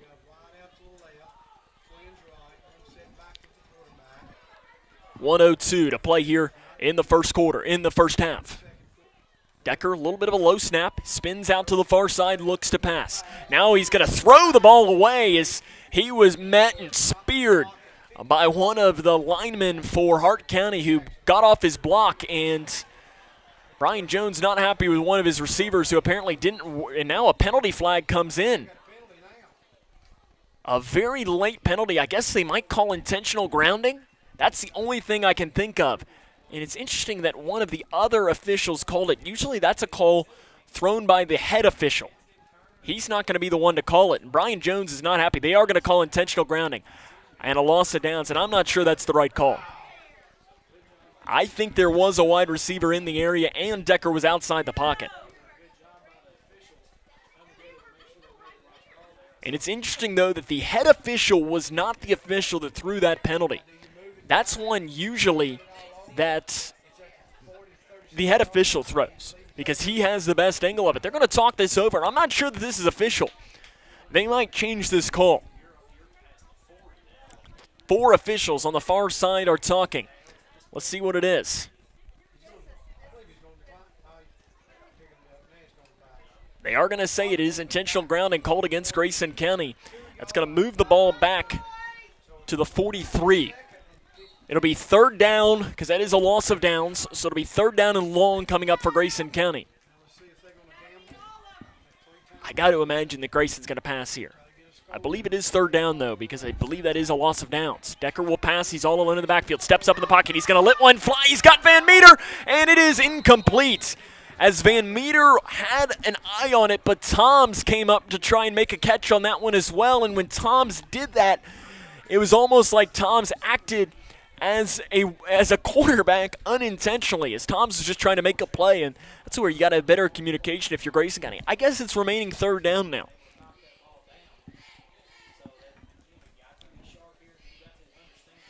I guess that is correct here in this situation because Decker's intentional grounding penalty came on first down. That would make it second. Now we're at third. Third down and about 15 for Grayson. They need to get the ball to the 27. This time, Decker is going to be joined by McCready in the backfield. And now a timeout is going to be taken by Hart County with 50.1 seconds to play here in the first half. It is Grayson County 7, Hart County 0. So we want to invite you to stay tuned in during our halftime show today, as we'll have our Cougars in the Classroom segment, as those segments are also coming to an end this season. We make the trip back to Grayson County High School. We talk with a very familiar face. I was just looking on the far side to see if he's up on that far sideline, and he is running one of the chain gang, Tony Embry, driver's education teacher. It's something that I know my high school did not have. We did not have a driver's education class, not something that we had. So I'm interested to learn more about Tony Embry and the driver's ed program here at Grayson County High School, something that I believe every student has to go through when they come through Grayson County High School. I know Coach Embry is what I got to call him because he's the golf coach. Got to make sure I give him the proper terminology there. Is also helped out in that class by former Cougar baseball coach Danny Clark, and also I know that the Leitchfield Police Department also helps him out. I know school resource officer Ian Renfro helps out a lot with that class as well, teaching the rules to the road. Third down and 15 coming up for Grayson County out of the timeout. 50.1 seconds to play here in the first half. Grayson 7, Hart 0. Grayson third down and 15. They need to get the ball to the 27. They have it on the 43 of Hart County. Decker will roll out here to the near side. Now he looks to scramble. Gets away from one man. Still has room to pass if he wants to. He's got all day to throw, and he's just going to run out of bounds at the 40-yard line. And Decker ran about 25 yards to get maybe 2. 41.2 seconds. This will be interesting here for Brian Jones. You're at fourth down and about 13, as I'll say, to the 41. Decker was looking, and he didn't have anywhere to throw. Looks like Grayson is going to keep the offense on the field. I'm sure this is going to be kind of one of those old-fashioned, I'm going to throw it deep, and I've got 6'5" Owen Bradshaw, 6'3" Hunter Toms. Let one of them go make a play. They're going to go trips down here to the near side, one wide receiver to the left side. It's the shotgun formation for Decker. 41.2 on the clock, fourth down and long. Decker steps up in the pocket, and he's going to be sacked back near midfield And that is not what you wanted if you're Grayson County, because now the Raiders get the ball with 36.5 seconds at midfield, as Decker had nowhere to go. And it looked like that was Sawyer Drake, the left tackle. He was swarmed and ends up losing yardage back to the 50-yard line. So the Cougars are going to turn the ball over on downs. Hart will have the ball here, 36.5. Important thing to remember, 0 timeouts remaining for the Raiders. Be interesting to see what the Raiders do. They don't pass a lot. When they do, they have had some success. Walters under center. Will they just run the clock out, see what they can't get here? They're going to pitch it. No, it's a misdirection handoff up across the 45-yard line, being dropped at the 42 on the run. That was Crump that they gave it to, as they at first gave it to Bradley, then gave it to Crump, and Crump carried it up to the 42-yard line, 8-yard pickup. Hart County hurrying it up, 20 seconds on the clock. Under center, and they are going to spike the ball with 16.9 seconds on the clock. And it's interesting there that the Hart County quarterback, Walters, came very close to an intentional grounding. And you can maybe correct me if I'm wrong here, but he took an extra step. From what I understand, a spike, you need to snap it and spike it immediately. If you take an extra step, it turns into intentional grounding. You saw Brian Jones put both hands out saying, what? 3rd down and 2 coming up for Hart County. 16.9 seconds on the clock. I don't know what Walters' arm is like. I don't know if he can get it to the end zone from here or not. Walters is just going to throw one up to the far side of the field, and it is almost intercepted by Grayson County. So he just threw that one up to one of his wide receivers, and Jaron Van Meter almost ran underneath of it. He's the starting left fielder for the Grayson County baseball team. It looked like he was searching for a fly ball there. It wasn't necessarily a can of corn, though, if anything. In fact, now that I look, Kaylor Decker is in at safety right now for Grayson. 4th down and 2, 12 seconds on the clock. Remember that the time does stop if the Raiders do pick up a 1st down. They're going to pitch it out to the far side. On the run goes Butler. He's got the 1st down and goes up across the far side, runs out of bounds with 5.8 seconds on the clock as he gets down to the 36-yard line. That is a 6-yard pickup for Dustin Butler. 5.8. This is the final play of the half. Barring a quick pass and an incompletion, Hart County has not attempted a field goal this season, and I can't imagine that you are in this situation with windy conditions. It'd be a 53-yarder as well. I mean, it is pretty windy here tonight at Grayson County High School. It's blowing right into our faces. Let's see what they do here. I'm surprised the Grayson County defense isn't further back in this situation, because really they got to get to the end zone. They're going to do some misdirection, and it's going to be out to the far side on the run, and that's going to be the final play of the half. He tries to break back here towards the near side, gets to the 30-yard line, but nothing more than that. That's a 5-yard pickup. So our score at the end of the first half, Grayson County 7, Hart County 0. We'll come back, jump into the halftime show after this. This is Cougar Football on 103.9 The Moose. Future Designs, your complete home building and remodeling center. Future Designs has everything you need, from design to delivery and everything in between. From traditional home and building construction materials to the metal roof and siding division, you'll find it at Future Designs. Quarter paint is also available at Future Designs. Start at the foundation of any project and work your way up with Futures. You'll find the product, service, and advice needed for a strong structure. There's a reason they call it the builder's choice. Find out why at Future Designs on Quarry Road in Leitchfield. Wash your hands, stay home, cover your cough. It's our new reality with COVID-19, and that means calling ahead instead of going directly to a doctor or hospital if you're sick. It means being more patient. We're all in this together, and we all have a role in preventing the spread. So, prepare, focus on the essentials, protect, keep some space from people outside your home, and disinfect a lot. Get the facts at kycovid19.ky.gov. Prepare, protect, disinfect. For suicide prevention and the JED Foundation.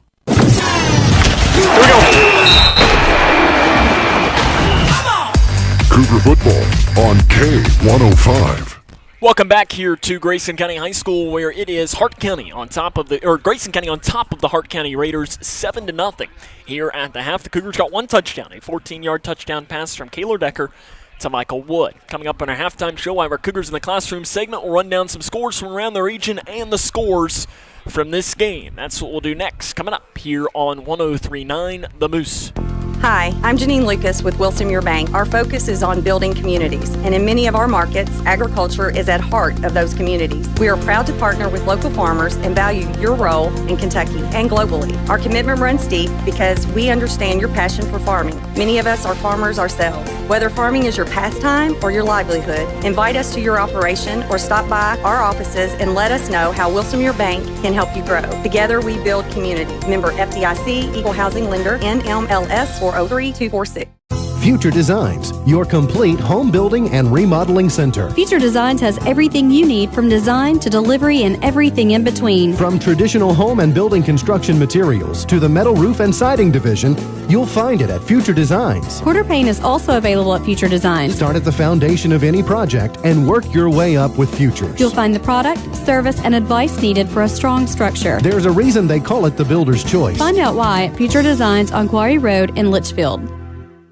Wash your hands, stay home, cover your cough. It's our new reality with COVID-19, and that means calling ahead instead of going directly to a doctor or hospital if you're sick. It means being more patient.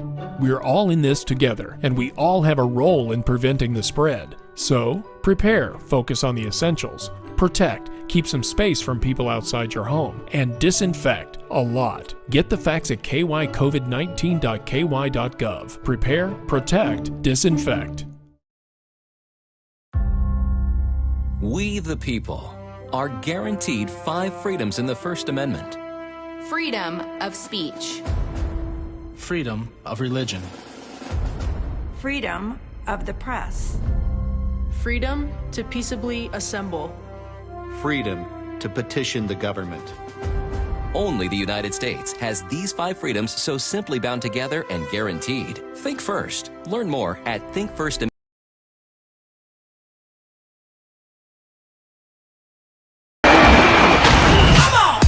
Cougar football on K105. Welcome back here to Grayson County High School, where the Cougars lead Hart County 7-0 here at the half. As we will look around here and see some of the scores that we can bring you from around the region. But first off, we'll give you a final score of Kentucky basketball. It's good to bring you, as tonight they took on Kentucky Wesleyan in an exhibition game over on our sister station K105, a 95-72 win for the Cats. As it's good to have some Kentucky basketball back there. Looks like Keon Brooks and Ty Washington finished for the team lead with 18 points apiece. As we'll look at some other scores here, let's see what I can't look at. Here's a shocker at the half. Edmonson County leads Breckinridge County 14-6 at the half. That is a huge shocker right here, as Breckinridge County have been playing their best football of the season coming into tonight. Another score to bring you right now. Looks like LaRue County and Russell County all tied up at 14. Barron County trails Allen County Scottsville 20-7. And other scores here to bring you. As we look here, Owensboro leads Henderson County 20-6. South Warren on top of Logan County 21-3. Graves County, very similar to us, leads Marshall County only 7-0 is their score as they're taking on the Marshalls here tonight. Those are some of the scores that we have to bring you from around the region. One more to bring you. Got to give a shout out to our news director, Ken Hallett, a proud Male graduate.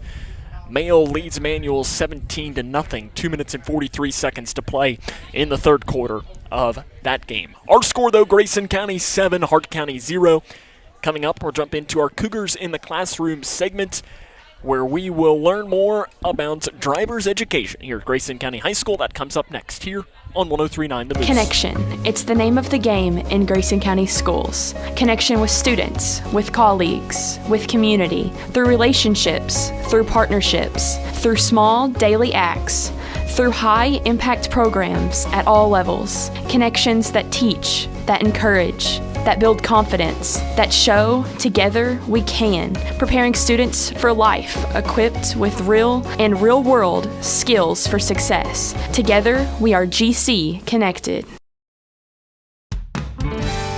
When caring for a family member, their state of health is continually on your mind. And when they're faced with a health concern, you'll do just about anything to make them feel better. Rest assured, their feel better starts right here at Midway Pharmacy. We take our time to get to know all about your family's health history so we can provide you with educated advice. So when someone's counting on you to help them maintain a healthy lifestyle or to overcome that untimely sickness, remember,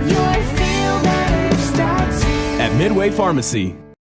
Hi, I'm Janine Lucas with Wilson Muir Bank. Our focus is on building communities, and in many of our markets, agriculture is at heart of those communities. We are proud to partner with local farmers and value your role in Kentucky and globally. Our commitment runs deep because we understand your passion for farming. Many of us are farmers ourselves. Whether farming is your pastime or your livelihood, invite us to your operation or stop by our offices and let us know how Wilson Muir Bank can help you grow. Together we build community. Member FDIC, Equal Housing Lender, NMLS 403246.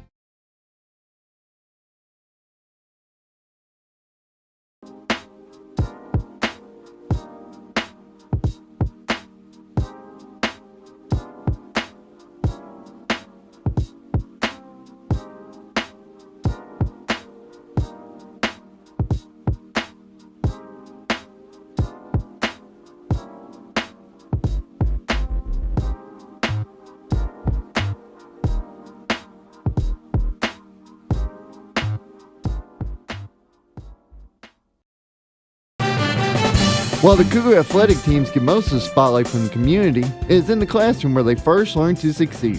This season, we will be featuring some of the people and programs that are making a difference in the lives of Grayson County students.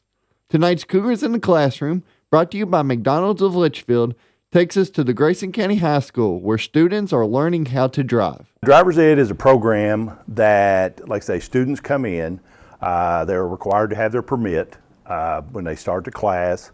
And then through the trimester, which is 12 weeks, we teach them basically driving techniques as far as anything from basic as just the car, inside the car, what the car does. Then we talk about safety features of the car, and then we actually cover the very first day of class. We get out, we start driving. Tony Embry is a driver's education teacher at Grayson County High School. Embry says the class is more than just driving. So we talk about safety features of the car. We talk about safe driving techniques. Anything as simple as just, we talk about the IPDE process, which talks about things as far as how far to look down the road, what to be looking for when we're driving, what are some of the dangers, what are some of the distractions and so forth, how to alleviate distractions, how to basically focus on the driving part, but also focus on ways to make yourself aware of driving situations. One of the goals of Driver's Ed is to show students how important driving is. Driving is something that you cannot take a day off.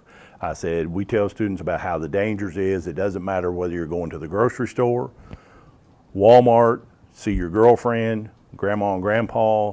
Doesn't matter the reason. We always tell students, I said, it doesn't matter the reason why there's an accident or if you're involved in an accident, because I said, you know, it's not a situation where, okay, hey, it wasn't my fault. Well, just because it's not your fault doesn't mean that you and I can't get killed in a car wreck. Embry believes that making students comfortable helps when learning how to drive. You get out in the car, you kind of get a rapport going with the students, whereas where you don't have that luxury sometimes in a classroom of 30 students or so. If you're out in a car with a couple, students talk about their maybe something they have going on at home, and you get to maybe know the student better because, like I say, you're in a group of just a couple of students, 2 or 3. You relax them, try to talk about, what's their interest, and you'd be like, hey, I understood you doing this, and then you get students like, oh yeah, and they're relaxed, and they seem to enjoy themselves better. With the increased use of technology among young drivers, distracted driving is at an all-time high. Young drivers today face a lot more distractions than we did when I had the program, Coach Clark, and even up just, in the last 10, 15 years, just because of cell phone usage. That is the big thing that face young drivers today, is able to put the phone down while they drive. Even with the lack of experience behind the wheel, driver's ed is a very safe class. One question that I'm always asked, every student, if I had $1 for every time the student asked me this, they're like, how many wrecks have you had in the driver's ed car? Well, knock on wood, we've had 0. In the history of Grayson County High School, there's been no accidents. And I tell students, and I tell people that ask me this, other teachers and so forth, in most cases, some of the close calls that we've had, in almost every case, it's not been the fault of the student, it's been the fault of another driver. I am Chase Blaine reporting for Cougars in the Classroom, presented by McDonald's of Leitchfield. The halftime show will continue in just a moment.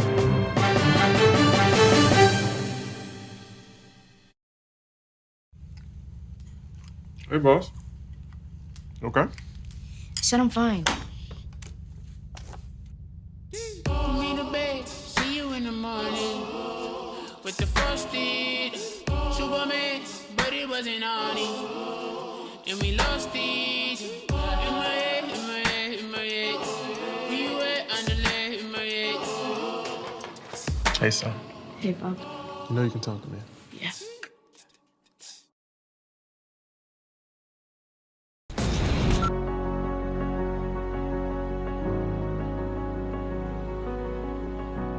And someone says, you need a bone marrow transplant, those are just not words you want to hear. I got a call that it was the best match.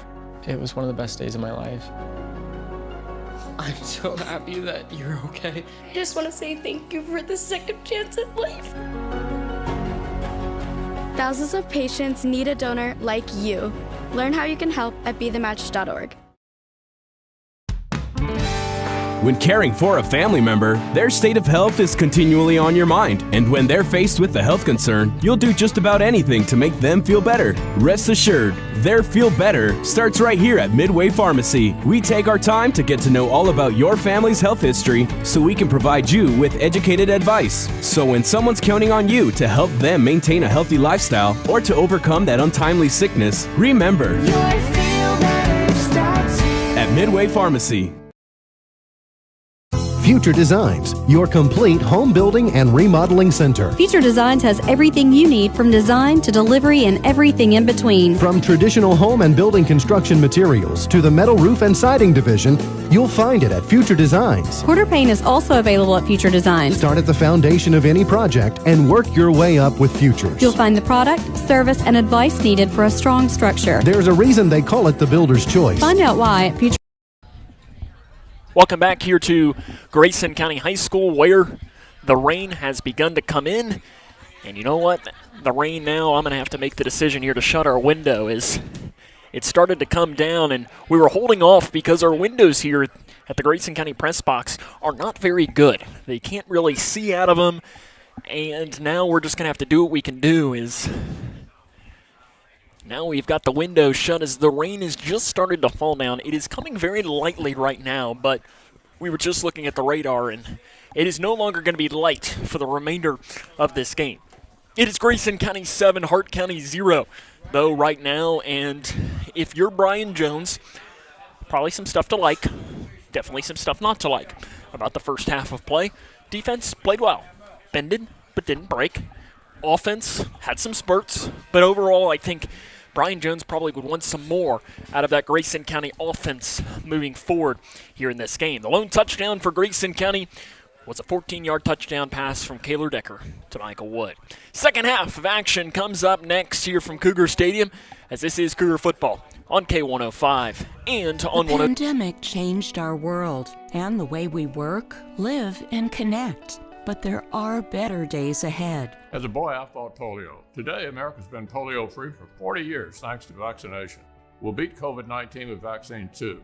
Protect yourself and your family. Get vaccinated. Learn more at cdc.gov/coronavirus. This message brought to you by the National Association of Broadcasters and this station. We the people are guaranteed 5 freedoms in the First Amendment. Freedom of speech. Freedom of religion. Freedom of the press. Freedom to peaceably assemble. Freedom to petition the government. Only the United States has these 5 freedoms so simply bound together and guaranteed. Think first. Learn more at thinkfirstamendment.org. When caring for a family member, their state of health is continually on your mind. And when they're faced with a health concern, you'll do just about anything to make them feel better. Rest assured, their feel better starts right here at Midway Pharmacy. We take our time to get to know all about your family's health history so we can provide you with educated advice. So when someone's counting on you to help them maintain a healthy lifestyle or to overcome that untimely sickness, remember, your feel better starts here at Midway Pharmacy. Hey, boss. Okay. I said I'm fine. Me the bed, see you in the morning with the frosted Superman, but it wasn't on it, and we lost it. In my head, in my head, in my head. Where you at? Underlay in my head. Hey, son. Hey, Bob. You know you can talk to me. Yeah.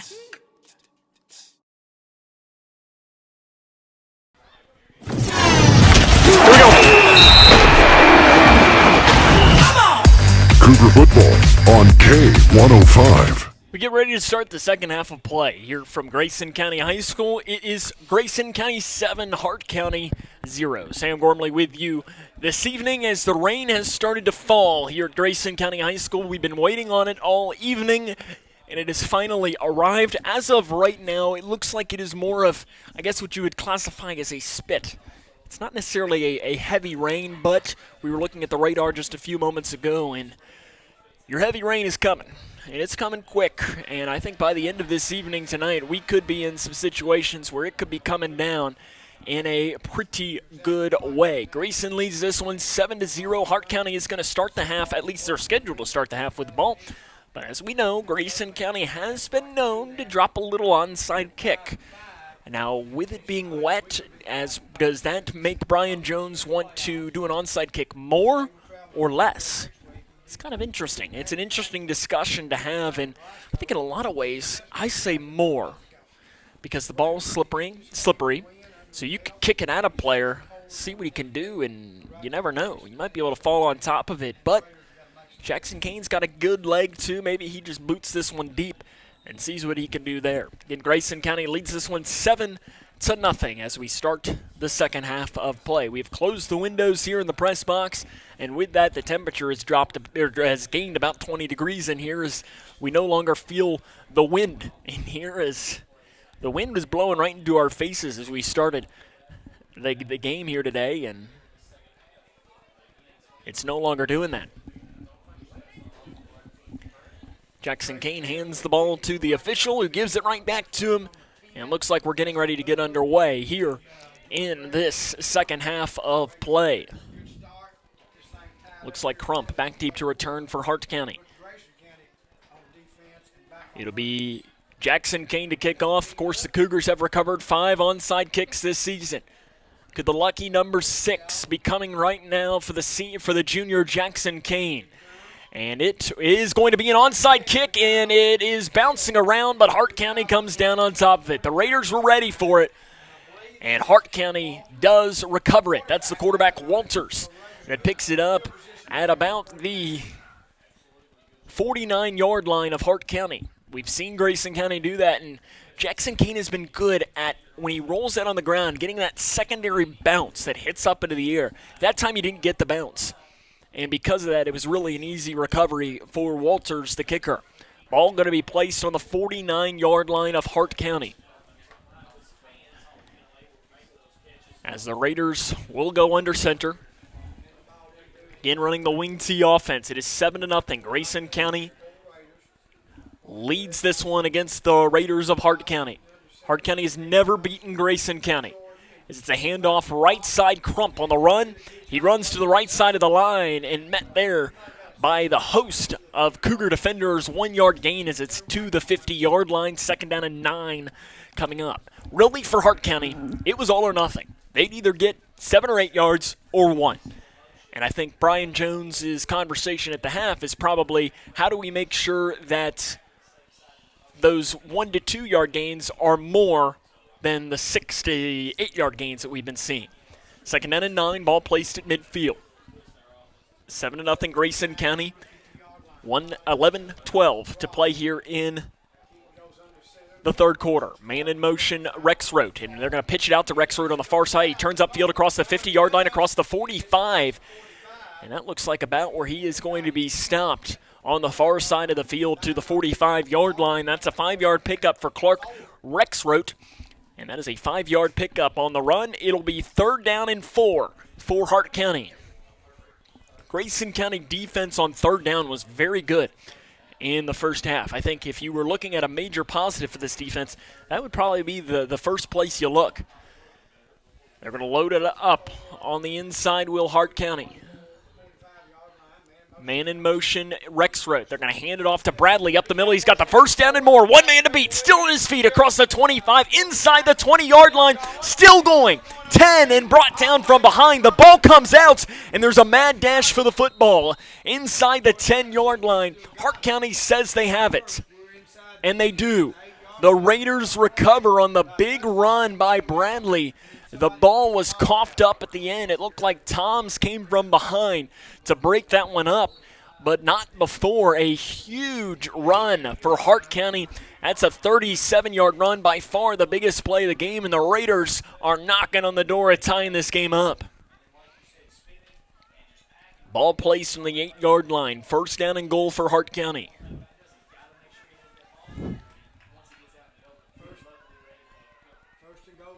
You've got Crump lined up as the running back. They're going to pitch it to him. Oh, it's Butler. Pitch it to him up. Tries to turn upfield, but is brought down by Grayson County.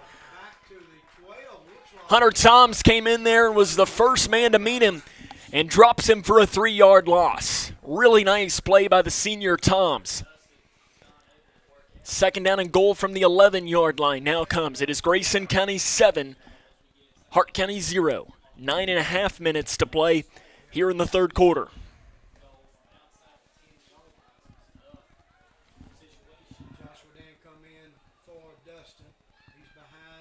We've got Rexroth is the deep back, man in motion. It's a handoff up the middle, diving forward, keeping the legs moving across the 10-yard line up to about the 6. On the run there was Crump for Hart County. Crump gets it, maybe a pickup of about 4 up to the 7-yard line. It'll be 3rd down and goal from the 7. Prime 4-down territory for Hart County.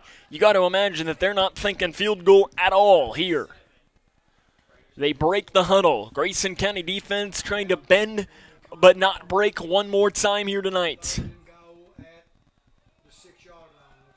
2 backs lined up behind the quarterback. They're going to hand it off. Running near side comes Butler. He doesn't have a hole at first, doesn't have a hole second time, and it's dropped for a loss. Bradley kept trying to find a hole to turn upfield, but was brought down for a loss by Van Meter for Grayson County. Bratcher and Wood were also in there. It's a loss of 2 yards back to the 9-yard line. It'll be 4th down and goal from the 9. Timeout is going to be taken by Hart County. 4th down and goal from the 9 comes up when we come back. 8:10 to play here in the third quarter. 7-0 Cougs. This is Cougar football on the Moose. The pandemic changed our world and the way we work, live, and connect. But there are better days ahead. As a boy, I fought polio. Today, America's been polio-free for 40 years thanks to vaccination. We'll beat COVID-19 with vaccine too. Protect yourself and your family. Get vaccinated. Learn more at cdc.gov/coronavirus. This message brought to you by the National Association of Broadcasters and this station. When caring for a family member, their state of health is continually on your mind. And when they're faced with a health concern, you'll do just about anything to make them feel better. Rest assured, their feel better starts right here at Midway Pharmacy. We take our time to get to know all about your family's health history so we can provide you with educated advice. So when someone's counting on you to help them maintain a healthy lifestyle or to overcome that untimely sickness, remember, your feel better starts here at Midway Pharmacy. It'll be 4th down and goal. The ball is placed on the 9-yard line. Hart County trails this 7-0. They're trying to punch another touchdown in here to try and tie the game up. Going under center. It is going to be a handoff right side. He tries to get outside across the edge towards the goal line. He's in. Touchdown Hart County. It is a 7-6 ball game. As Dustin Butler on the run, the second effort helped him slip through the line, and it is a 1-point game pending an extra point. Jacob Mabe on to attempt it. Mabe 12 of 17 on PATs. He hasn't attempted a field goal this season. He was also one of the leading goal scorers for the Raiders soccer team. He had 3 goals and 14 assists. Mabe placed down. It's a good snap. Kicks up. It's long enough. And it is good. Tie game 7-7 on a 4th down and goal. Running touchdown by Dustin Butler. And our game is now tied at 7. And that is not what you wanted for Grayson County. They look like they were going to potentially get off the field with the ball down and goal at the 9-yard line. And it does not turn into be a positive situation at all for Grayson. That ties the game up here at 7, 8:04 to play here in the third quarter.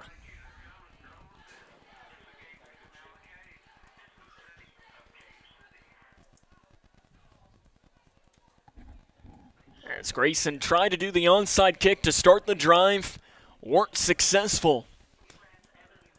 And it turns out to be a run there, but the highlight was the run there by Bradley, that he fumbled the ball and the Raiders were lucky to recover it.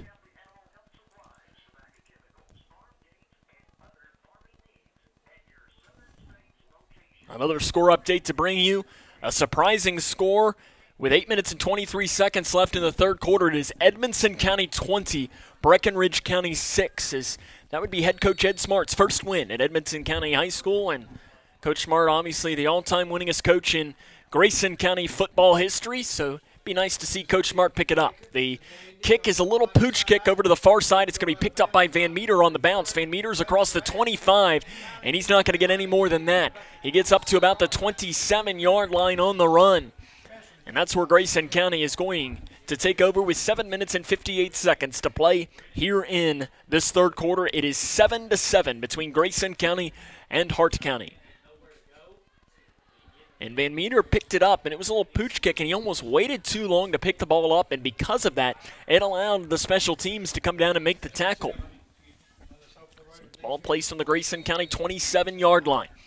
Decker will go into the shotgun formation. 2 wide receivers down here to the near side for Grayson. Decker will fake the handoff to McCready. He'll take it himself up the middle, gets to the 30-yard line, and that's where he'll be dropped after a pickup of 3 yards. That's the first time we've seen Decker keep it himself, as he has had a lot of success running the ball this season, and we hadn't seen it until that point right there. Tonight is he came into this game with 59 carries for 384 yards and 4 touchdowns. Last week, not necessarily the prettiest game for him running the ball. He did, though, have a 19-yard touchdown run against a good Owensboro team. 2nd down and 7 comes up here for Grayson County. 7 minutes, 20 seconds and counting to play here in the third quarter. All tied up at 7 here between Grayson County and Hart County. It's a sweep handoff to the left side to McCready. He slips a tackle at the 32-yard line and gets up to the 34. About a 4-yard run there for McCready for Grayson County. It'll be 3rd down for Grayson coming up. 3rd down and 3. The Cougars will need to get the ball to the 38-yard line. See what Brian Jones draws up here. He did go for it 4th down in almost a similar situation in the first half, as the ball that time, I believe, was placed on the 35-yard line. He picked that one up. So it's Brian Jones thinking 4-down territory with it being a tie game, 6.5 minutes to play in the third quarter. Probably all depend on how much Grayson gets in this situation. Bradsher shifts from the left side of the line to the right side of the line. They are going to hand it off near side, trying to find space, breaking one tackle, not going to get the second one, and he's dropped for a loss on the run. They handed it off to Wood, and Wood is dropped for a loss of 4 yards back to the 30-yard line, and now I think you got to punt this one away if you're Grayson County. And that is what they're going to do. The punt team comes running on, and that's not what you want. An ugly loss of 4 yards is They tried to run the sweep play, and there was nothing there at all. In fact, now that I look, Jackson Kane is back to punt this one away from Grayson. Hunter Toms had been doing the punting duties for most of the season, but this time it is going to be Kane to kick it away.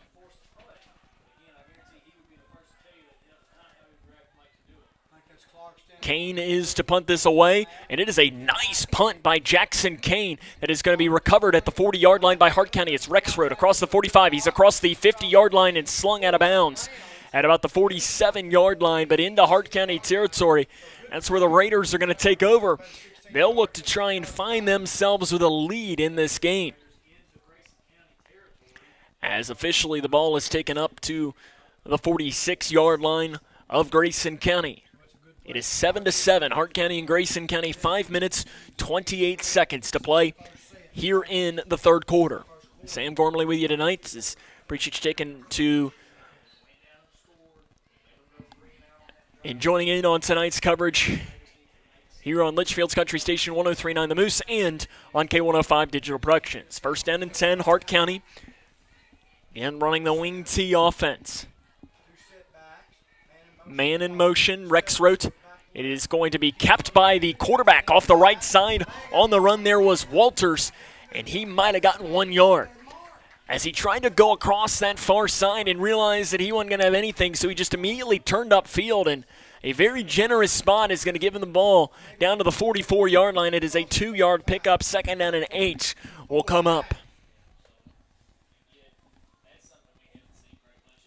Second down and 8 for Hart County. It is a 7-7 game. Trey Waltermeyer, one of the Cougar assistant coaches, is coaching up the defense. Shane Decker, the defensive coordinator, is on top of the press box tonight. That was a shift that they made earlier this season. And now rolling out here to the near side, going to scramble, and up across the 40-yard line is the quarterback, Walters. Walters gets down to the 38-yard line. That is going to be short of the first down, but it's going to be third down and short coming up.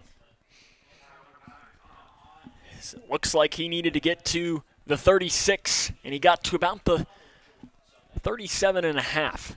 Third down and a long one comes up here for Hart County. 4 down territory for the Raiders. Cougars need to find a way to come up with a stop.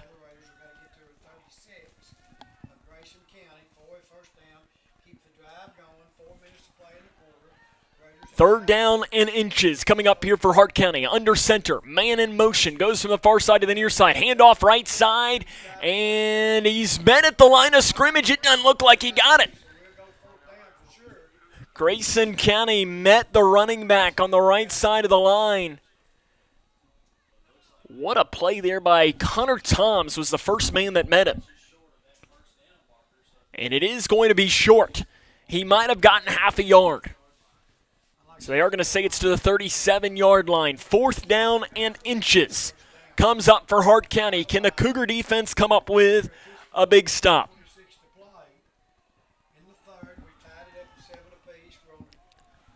Fourth down and inches comes up. The defense needs to come up with a stop here for Grayson County. Walters under center, hands it off right side. First down and more for Hart County, and a lot more. The carry goes down inside the 30-yard line. It was Butler on the run. And that is enough for the first down to the 29-yard line, 8-yard pickup. And Hart County is looking to potentially take their first lead of this game. Hart County has never beaten Grayson County. This is the 6th matchup, and Grayson County leads the all-time series 5-0. The last time these two teams met was back in 2019, a win at Hart County for Grayson County, 34-0. Back in 2008, the Cougars won 40-6 at Hart County. It's been a series dominated by the orange and blue, but Hart County's got a potential to, as there's a run here to the near side. And on the run there was Bradley. Bradley gets it down to the 26-yard line, about a 3-yard pickup for the sophomore Jordan Bradley. 2 yards on the run.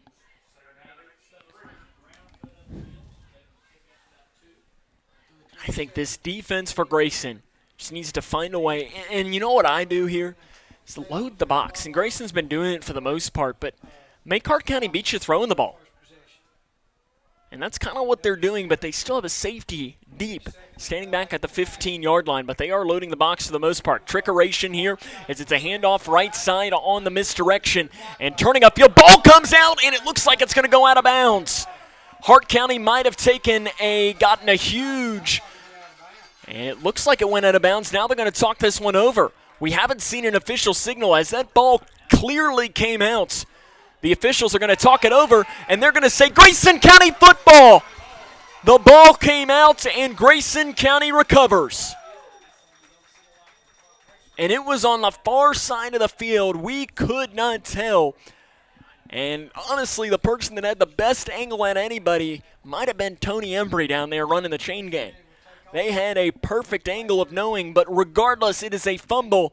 And that is another donation from Sheriff Norman Chaffins to the Grayson County Football Boosters Association, $800 headed to the Boosters at the end of this season, donated from Sheriff Chaffins. 1 minute, 48 seconds to play here in the third quarter. Grayson County and Hart County all knotted up here at 7. The Cougars have the ball placed on their own 17-yard line after recovering the fumble by the Raiders. Low snap, Decker. He's going to run it himself up the middle, and Decker, second effort, gets him up to about the 20-yard line. That looked like that play was a mistake from the start. Just didn't look like there was anything really rolling there. It's a 3-yard pickup, though.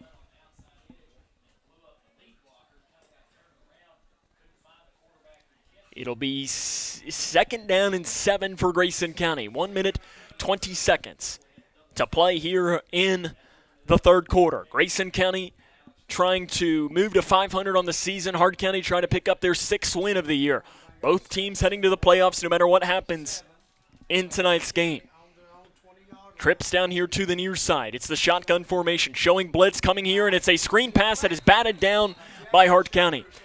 The defensive end came off the edge, and it was a clear path to the quarterback, and he did exactly what you're supposed to do, put his hands up, and the ball hit his hand, and it'll be an incomplete pass. 3rd down and 7 comes up for Grayson County. Cougars got to find a way to pick up the first down here after they got the fumble after Hart County was moving the ball, looking to potentially take the lead. 59.6 on the clock here in the third quarter. Grayson County and Hart County all tied up at 7. 2 to the right side, 1 to the left side. It's Decker in the gun, McCready to his right. Hart County showing blitz, and a timeout is going to be taken by Grayson County head coach Brian Jones. 7-7 is the score, 59.6 seconds to play here in the third quarter. I want to give a special shout-out tonight to the Cougar Marching Band. Tomorrow they head to their state semifinal competition bright and early tomorrow morning. I know I heard that their report time here at the school is 4:30 a.m. here. So they head to Bourbon County High School. They'll perform, and if they get a certain rating, they will then perform tomorrow night at Cougar Field there in Lexington. So they could potentially perform twice. They are in the state semifinals, though, so huge shout-out to the Cougar Band. Good luck to them tomorrow. I know I saw Ashley Bell, Cougar Band director, in here earlier, and it's good to see both of the Bells, and good luck to them and the rest of the Cougar Band. Out of the timeout, it'll be 3rd down and 7. Grayson County and Hart County tied up at 7 here. Sam Gormley with you on the call here from what has turned into be I don't know that even the rain has come down that hard right now. It is just kind of drizzling, it looks like. 59.6 on the clock. Decker trips down here to the near side, 1 wide receiver to the left side. 3rd down and 7 for Grayson. Ball placed in their own 20-yard line. They're going to throw a screen to Wood. It's complete on the bubble screen. Wood's across the 20. He's across the 30. 35, 40. He's got a lot of room, and a penalty flag is thrown as Wood steps out of bounds at the 45-yard line.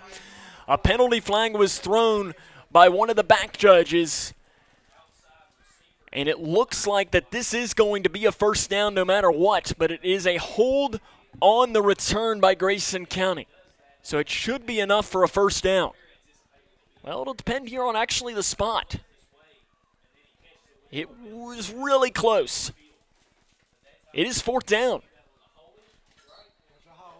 It's a holding penalty that'll put the ball at the 25-yard line, so it wipes out what was a 25-yard gain and turns it into only a 5-yard gain. I guess it's it's fourth down, or is it third down? On the far side it says third down. It should be here coming up. Grayson County staying on the field, though. It's the I formation for Decker under center. He's going to keep it himself. Right side spins, and he did not get it. And that'll bring up fourth down here. And it goes to the 26-yard line. One run for Decker. And that'll bring us to the end of the fourth quarter. I'm sure that the coaches will get together and decide what you do. Do you go for it to start the fourth quarter? We'll find out coming up. It's 7-7 as we head to quarter number 4. This is Cougar football on K105 and on Leitchfield's Country Station 103.9 The Moose. Future Designs, your complete home building and remodeling center. Future Designs has everything you need from design to delivery and everything in between. From traditional home and building construction materials to the metal roof and siding division, you'll find it at Future Designs. Quarter paint is also available at Future Designs. Start at the foundation of any project and work your way up with Futures. You'll find the product, service, and advice needed for a strong structure. There's a reason they call it the builder's choice. Find out why at Future Designs on Quarry Road in Litchfield. Connection. It's the name of the game in Grayson County schools. Connection with students, with colleagues, with community, through relationships, through partnerships, through small daily acts, through high-impact programs at all levels. Connections that teach, that encourage, that build confidence, that show together we can, preparing students for life, equipped with real and real-world skills for success. Together, we are GC Connected. We start the fourth quarter of play. It is Grayson County 7, Hart County 7. Grayson County will have the ball fourth down and 1. The ball is placed on their own 26-yard line. What do they do as they break out? Will they punt this away and trust their defense, or will they keep their offense on the field? As they're trotting from the near side, and they are going to go for it. A risky call here for Brian Jones. He's been aggressive in this game, though. Let's see what they do as we start this fourth quarter of play. Decker has 3 running backs behind him, 2 extra blockers. Decker's under center. He dives forward. Looks like the ball comes out, and it's not going to be it doesn't matter if it's a fumble or not. It's going to be Hart County football. The snap was fumbled by Decker, and it's going to turn into be Hart County football. I don't know if it was Grayson County that fumbled it or if it's a turnover on downs. Regardless, it's not even close to a first down, and Hart County is going to have the football placed on the Grayson County 25-yard line. Not how Grayson County wanted to start the fourth quarter. 11:56 to play here in the quarter. Hart County has the ball on the 25 of Grayson. They moved the ball with a lot of success in their last drive, but coughed it up in the red zone. Under center goes Hodges, the quarterback. And it's going to be a handoff to one of the upbacks. Full head of steam, first down inside the 15-yard line. As that's the misdirection shown to perfection, as it's a carry down to the 13-yard line. It is a 12-yard pickup and a first down, Hart County. The Raiders looking to have their first lead over Grayson County in a long time. Again, Grayson County has never lost to Hart County. This is the 6th all-time matchup. Under center goes Walters, the quarterback. They run the wing. It's a handoff left side. Butler, second effort gets him down to near about the 6-yard line for Butler. That'll be enough for a first down, a 6-yard pickup, and I think we're having a little bit of deja vu. This time Hart County going to go hurry-up offense.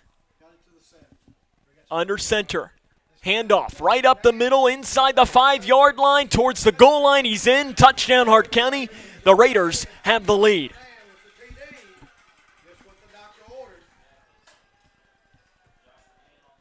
And that was Crump on the run. A 6-yard touchdown run, and Hart County leads this one 13-7, pending an extra point. And you can tell some panic is setting in on the Grayson County sideline, trying to avoid a loss to the Raiders. Hart County, though, has the lead. Here comes the extra point. It's not a good snap. They're going to now go to fake it. It's a run here to the near side. He did not get it. He was stoned at the line. What a play by Grayson County to stop him short of the line. It is 13-7. Hart County, they lead this one, 11:03 to play in tonight's game. This is Cougar football on the Moose. Connection. It's the name of the game in Grayson County schools. Connection with students, with colleagues, with community, through relationships, through partnerships, through small daily acts, through high-impact programs at all levels. Connections that teach, that encourage, that build confidence, that show together we can, preparing students for life, equipped with real and real-world skills for success. Together, we are GC Connected. The pandemic changed our world and the way we work, live, and connect. But there are better days ahead. As a boy, I fought polio. Today, America's been polio-free for 40 years thanks to vaccination. We'll beat COVID-19 with vaccine too. Protect yourself and your family. Get vaccinated. Learn more at cdc.gov/coronavirus. This message brought to you by the National Association of Broadcasters and this station. Brian Jones is going to learn a lot about his team here on this drive as Grayson County finds themselves with the first deficit of the game. They trail Hart County 13-7 with 11:03 to play in tonight's game. This is where somebody's got to step up and make a play. Here comes the kick. It is a pooch kick again, and Grayson County's got to get it, and they are going to pick it up at about the 25-yard line, and tripped up by his feet is McCready. So McCready trying to come back here to the near side, and the Hart County player got just enough of McCready's shoelace to stop him short. Ball's going to be placed at the 20-yard line. Grayson County, their first deficit of this game. They've only scored once tonight. And they got to find a way here to just turn in one of those good long drives. Decker in the gun. He is going to pitch it out here to the near side to McCready. McCready turns on the Jets as he crosses the 20-yard line, lowers his shoulder, and gets up to the 25. It's a nice run by McCready just to kind of lower his shoulder and get through that next level. Connor Trent in there on the tackle for Hart County. It's a 5-yard pickup. 2nd down and 5 comes up for Grayson County. 10 minutes, 35 seconds to play in tonight's game. It is Hart County 13, Grayson County 7. The Cougars will play in the playoffs next week against Owensboro no matter what happens tonight, but this would move them to 500 and give them a 500 regular season. 2 wide receivers to the right side, 1 here to the near side. It's a shotgun formation for Decker. The running back is to his left. A little bit of a high snap. They're going to hand it off on the sweep to the right side to McCready. McCready dives forward near the first down marker. It'll all depend on the spot across that far side. It was a nice job by McCready as he just kind of dove forward, and it is a half a yard short. Seems like that has been the story of this game for Grayson County. A half a yard short. They've been just so close into picking up and converting on some of these plays, and it is not good. It'll be 3rd down and inches coming up for Grayson County. Looks like some confusion on the Grayson County offensive side of the ball. Decker in the gun. Michael Wood looks like he's in at running back. He will get the ball. He's got the 1st down and more. Breaks through across the 40-yard line. Tries to get up. Slips a tackle at the 45. Across the 50. 45-40. And he runs out of bounds at the 40-yard line. Really, really nice run by Michael Wood on the far side of the field. And Grayson County's moving the chains. 1st down, Cougars. That is a 31-yard run by Michael Wood. And Grayson County moves into Hart County territory with 9 minutes and 22 seconds to play in tonight's game. It is 13-7.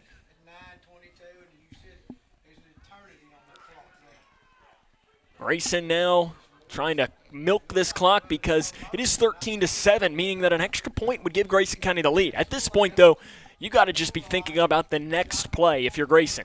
Decker will again hand it off, slipping, and they're going to say McCready did drop the knee. McCready slipped in the backfield, and it was very close, but the official said that McCready's knee did touch the ground, and that'll be a loss of 2 yards back to the 43-yard line. It was really close. That's another one of those that replay might have been able to show us, but I don't know. That was really close. 2nd down and 12 will be for Grayson. The ball is going to be placed in the Hart County 43-yard line. 8 minutes, 50 seconds to play in tonight's football game. Grayson County has been in this situation many times this season. Haven't been able to capitalize. Think back to Butler County and to Breckenridge County. They had chances to win and didn't. Decker rolls out here to the near side, looks to pass, throws, and to the near side, pass complete across the 40-yard line down to the 36. Michael Wood catches that, and that is a 7-yard pickup. It'll be 3rd down, though, and still long for Grayson. 3rd down at about 5. I think Wood, when he got up, thought he had a little bit more than he actually did, but he tightrope the sight line and threw down 2 legs to pick it up. Ball's placed on the Hart County 36-yard line. 8 minutes, 15 seconds and counting. It is Hart County 13, Grayson County 7. In the gun goes Decker again. The running back to his right. A bunch trip formation to the right side. They pitch it out to that far side. It is to McCready. McCready turns upfield as he crosses the 35-yard line, gets to the 34. That's only a 2-yard pickup, and it'll be 4th down and 3 for Grayson County. Got to imagine that Grayson's got to go for it in this situation.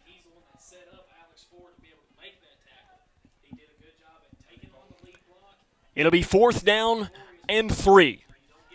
Grayson County needs to get the ball to the 31. They have the ball on the 34. 4th down and 3 coming up for Grayson County, 7.5 and counting. Huge play in this game. It's the biggest one of the game for Grayson County. Decker in the I formation. He goes under center. 2 running backs lined up in the I behind him. And we have a whistle blown and a timeout is going to be taken by Brian Jones. With 7 minutes and 15 seconds to play, it is 13-7. Hart County leads Grayson County. I think this is a good timeout by Brian Jones. It might be one that he might come to regret in losing, but in a lot of ways, you've got to find a way to pick up this down. You don't want this game to be expanded anymore. You got to find a way to punch this ball in the end zone and then trust your defense, because we think back to a couple of weeks ago, back on September the 10th, back here at Cougar Field. Grayson County marched all the way down the field against Butler County. 1st down and goal at the 8-yard line, 4 straight incompletions. Then you think back to the game on September the 30th at Breckenridge County. They march all the way down the field, have it 1st down and goal, 4 straight incompletions. I guess it was 3 incompletions and a run. I guess it was 2 incompletions, a run, and then a field goal that was no good. And so you've been in these situations for Grayson. And now the question is I think I asked a question to Brian Jones. It was something along the lines of earlier this season of, can you train your team to be in a moment like this? And he pretty much said no. You can do whatever you want in practice, but you can't recreate what you feel in this moment. There's still a lot of time. This is not like the Breckenridge County or Butler County game, but Hart County's offense is built to run the clock. This could be, a play similar to those games. It's a huge one. 4th down and 3 coming up for Grayson County out of the timeout. Decker will hand it off and getting forward, and he's got the 1st down. It'll all depend on the spot, but from my vantage point, he got it. He needed to get to the 31. That's exactly where he got. McCready dove forward. The Hart County fans say he didn't get it. The Grayson County fans say he did. The head official looks like he is going to measure this one.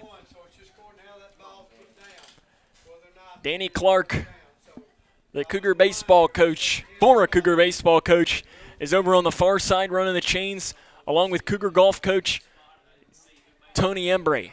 Maybe we can see if Danny Clark can move that back just a little bit, see if he can't give us a little bit of an extra bump there. It is very close. If Grayson County's got enough, it would be a 1st down. If not, it'd be a turnover on downs. Both teams with hands on their hips just waiting as Danny Clark makes his way in. He's going to throw the ball down. Stretching out. They're having some issues here stretching it out. And it is not enough. Turnover on downs, short by about 3 or 4 inches. It was very close. Turnover on downs, and the ball goes back to Hart County. And like we said, Hart County is built for a moment like this. Brian Jones is letting the official have it. I thought Chandler McCready got it on the dive from my vantage point, and Brian Jones is letting the official have it, and I think this is just showing some frustration as well. The official and Jones are talking this over. Some obvious frustration shown by the Cougar head coach.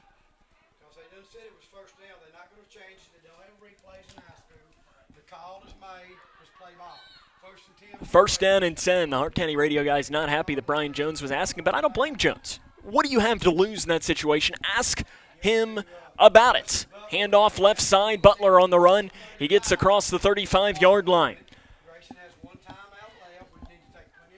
And that's something to keep in mind, too. Grayson County only does have 1 timeout remaining.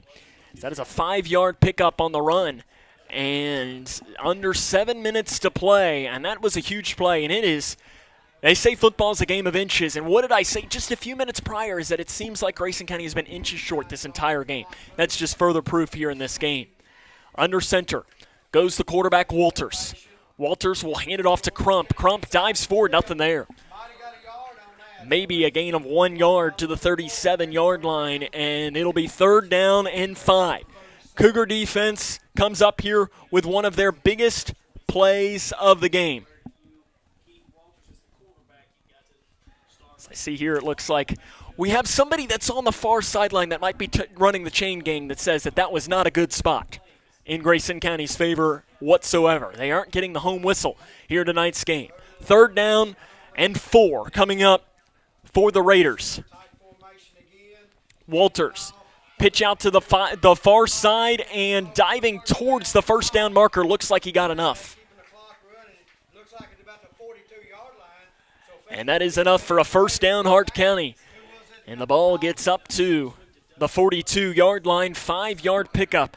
Dustin Butler on the run.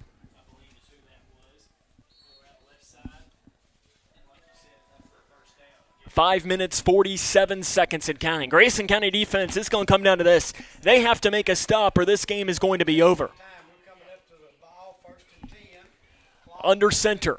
It is going to be another handoff. Left side, Grayson County breaks him down at the line of scrimmage. Cougars need a couple more of those plays. As Grayson, I think that was Tom's in there that clotheslined the running back as he approached to cross the line of scrimmage. And they are giving him a very generous gain of 1 yard. It'll be 2nd down and 9 coming up.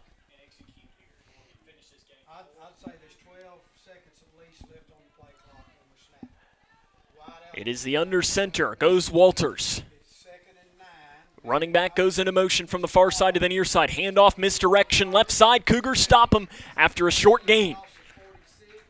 So that was just kind of a fullback dive up across the left side for Hart County. As the run there was by Butler.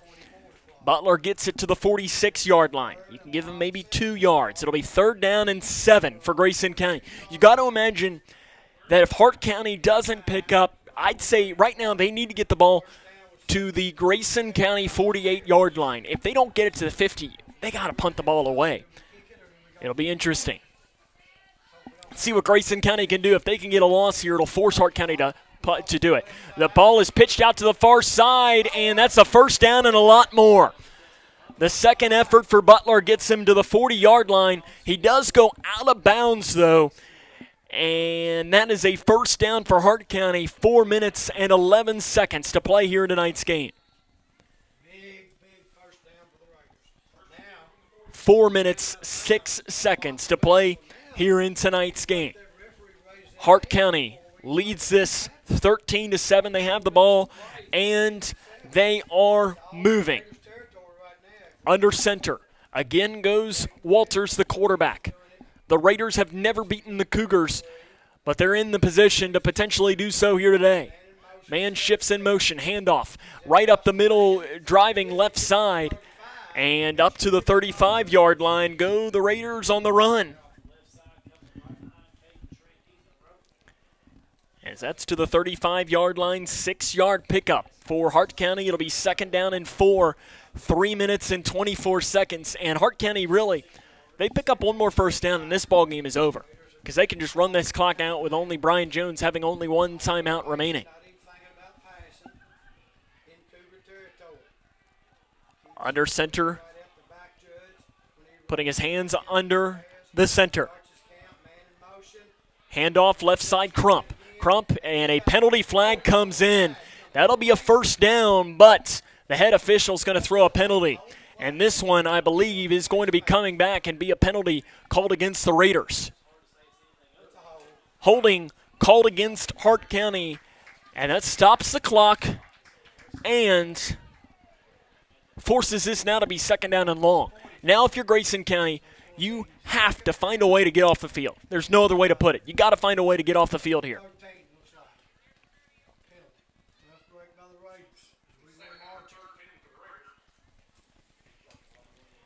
It is 2nd down and 13. The ball moves back to the 44. It's a 9-yard loss on the penalty. Grayson County's got to find a way to slow down this Hart County offense. 2nd down and long. Grayson County's really had no answer for the Hart County attack. It's a pitch out to the far side to Butler. He slips a tackle. He gets up across the line of scrimmage, the original line of scrimmage, that is, and gets down to the 38-yard line. That's a 6-yard pickup. It's 3rd down and long. And does Brian Jones take the timeout here? It appears that he does. Timeout, Grayson County, 13-7, 2:29 to play. This is Cougar football on the Moose. The life of every child is precious. If you care for a child or teenager with a disability and have limited income and resources, they may qualify for monthly cash payments through the Supplemental Security Income Program, or SSI. Call Social Security at 1-800-772-1213 or visit ssa.gov/SSI-Kids to learn more. That's ssa.gov/SSI-Kids. Message produced by Social Security at U.S. taxpayer expense. Future Designs, your complete home building and remodeling center. Future Designs has everything you need from design to delivery and everything in between. From traditional home and building construction materials to the metal roof and siding division, you'll find it at Future Designs. Quarter paint is also available at Future Designs. Start at the foundation of any project and work your way up with Futures. You'll find the product, service, and advice needed for a strong structure. There's a reason they call it the builder's choice. Find out why at Future Designs on Quarry Road in Leitchfield. 3rd down and 8. Hart County has the football placed on the 38-yard line. 2 minutes, 29 seconds to play here in tonight's contest. Hart County probably in 4-down territory. Grayson County can no longer stop the clock. It is 3rd and 8. Hart County leads Grayson County 13-7. The wing T has been in success tonight for Hart County. Under center. And it is a handoff back here to the near side. A penalty flag comes in, and Grayson County stops the player for a loss. And it's going to stop the clock. This is a heck of a decision for Brian Jones. It is a penalty called against Hart County. Do you turn this in to be 4th down and 7 with the potential of, and he is going to decline this, and I think he has to, because he can't allow Hart County to waste any more time off of this clock. Because if they pick it up, they could stay in bounds, and this stops the clock right now. It'll be 4th down. Right call here by Brian Jones. No gain on the play. This is the football game. The Cougar faithful come to their feet. It'll be 4th down and 8. Hart County needs to get the ball to the 30-yard line. And the clock is moving. I thought it would stop, but I guess since Grayson County declined the penalty, it does move. Hart County's going to punt. Interesting. You got to watch for a potential fake punt here, but they're going to try and pin Grayson County back. Let's see what they do. Will they try to run a fake punt? And now they're going to blow it, and looks like we're going to have a timeout or a penalty flag called. I think Brian Jones is wanting to know, when is the play clock up? Now they're going to talk this over. I think Brian Jones was asking, okay, the play clock has got to stop. It's got to run down at some point because it'd be a 25-second clock. A false start is called against Hart County. And now, if my memory is right, the clock runs until the 2-minute mark when it'll stop after penalties. So it should run here, and this is actually probably a decision by Hart County because they can just keep having penalties and keep allowing the clock to move. As you saw this in a playoff game a couple of years ago with the Titans, as they ran that against the Patriots, and they just keep running. They are going to punt it away. Grayson County nearly gets to it. The punt does get away. It's a short punt, takes a big-time Hart County bounce, and it is going to be downed at the 6-yard line. Ladies and gentlemen, deja vu is now setting in. We've been here now. This is time number 3.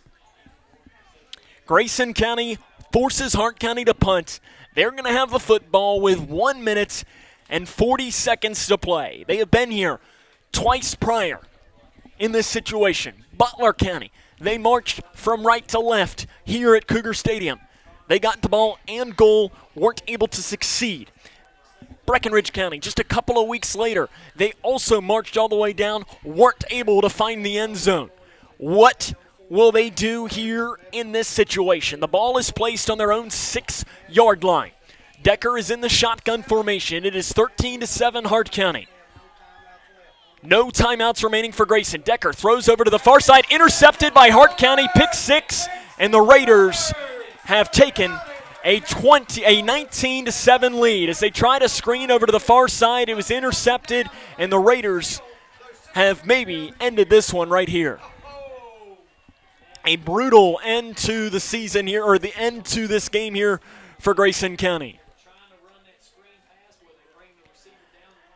As they ran the screen a couple of times tonight, and a pick 6 there, and the Raiders have taken a 19-7 lead, and Grayson County is going to have to score a touchdown, recover an onside kick, and score another touchdown to potentially win or extend this game. Place down, kicks up, it's long enough, and Hart County splits the uprights. 1:35 to play, it's 20-7 Hart. This is Cougar football on the Moose.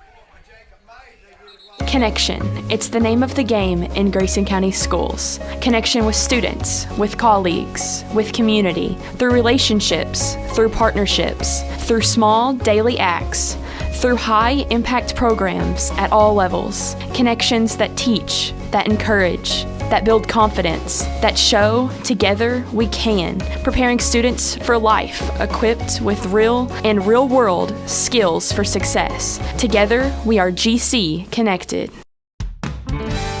When caring for a family member, their state of health is continually on your mind. And when they're faced with a health concern, you'll do just about anything to make them feel better. Rest assured, their feel better starts right here at Midway Pharmacy. We take our time to get to know all about your family's health history so we can provide you with educated advice. So when someone's counting on you to help them maintain a healthy lifestyle or to overcome that untimely sickness, remember, your feel better starts here at Midway Pharmacy.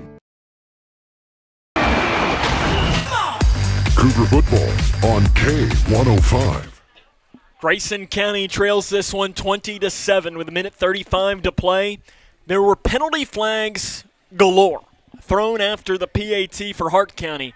Chad Griffin, the head coach for Hart County, was not happy at all. He was in the ear of the official the entirety of our timeouts. I don't know who the penalty is called on. And the officials still have not given us anything. The way Grayson County is lining up makes me think it is on Hart County. And let's see, here comes the head official to bring us the call. Dead ball, unsportsmanlike conduct called against Hart County. Dead ball, unsportsmanlike conduct called against Grayson County. Those penalties will offset. So it'll be unsportsmanlike conduct on both teams. And Grayson County here, they trail 20-7 against Hart County with 1:35 and no timeouts remaining. It'd take nothing short of a miracle here.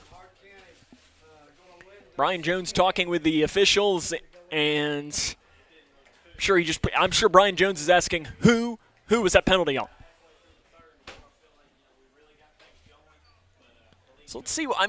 Listen, we've seen crazier things in this season and in football, but it's going to take a little bit of a miracle here for Grayson County.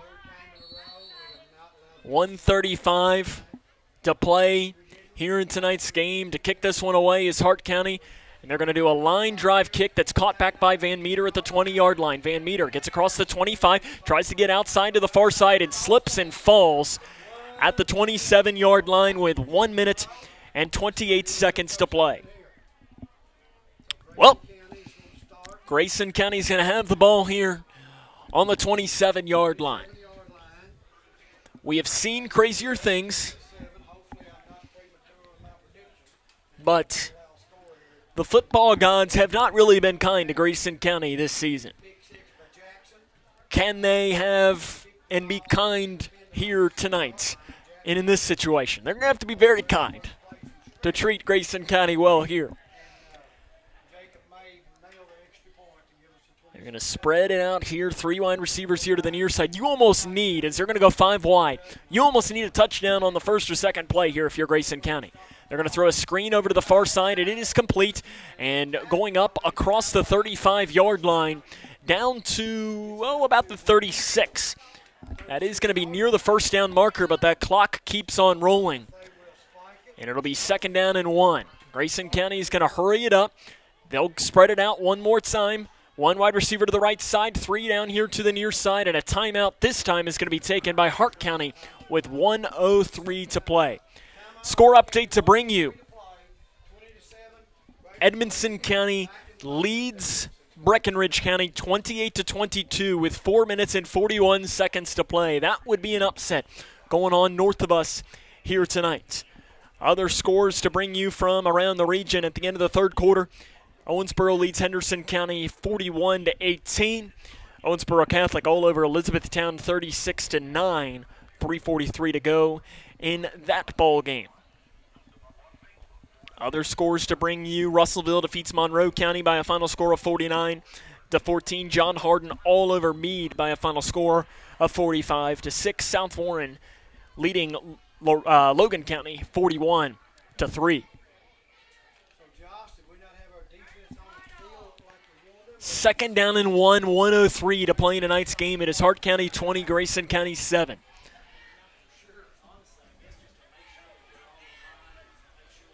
Hart County kind of spreading it out into a little bit of a prevent defense. Obviously, it doesn't matter really what Grayson County does. They throw up the seam, pass incomplete, intended for McCray, and the ball just fell out of his hands. It'll be 3rd down and 1. Next week, Grayson County going to hit the road to Owensboro in the first round of the Class 5A playoffs.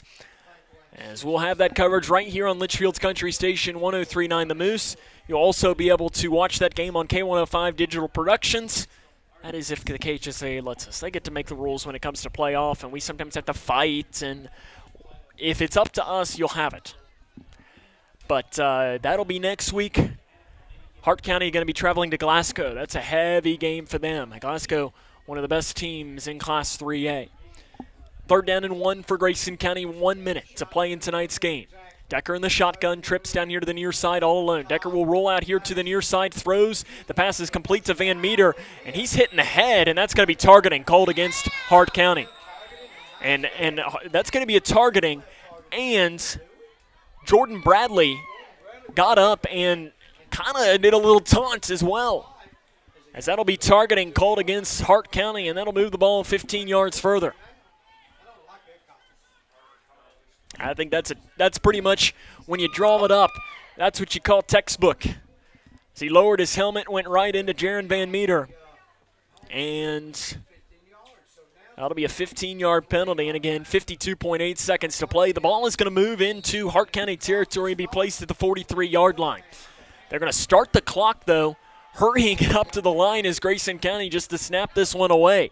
Again, Grayson needs to score a touchdown, an onside kick, and score another touchdown. Decker steps up in the pocket, looks to scramble on the far side, throws back here to the near side. Van Meter bobbles, incomplete. And that was smart there by Van Meter to not catch that one, because he was not going to get anything with 34 seconds to play. 2nd down and 10 comes up here for Grayson. 34.5 on the clock. Cougars, barring a miracle, will fall to 4-6 is how they'll finish the regular season. They'll travel to Owensboro next week. Hart County going to improve to 6-4. It'll be the first time that Hart County has ever defeated Grayson County.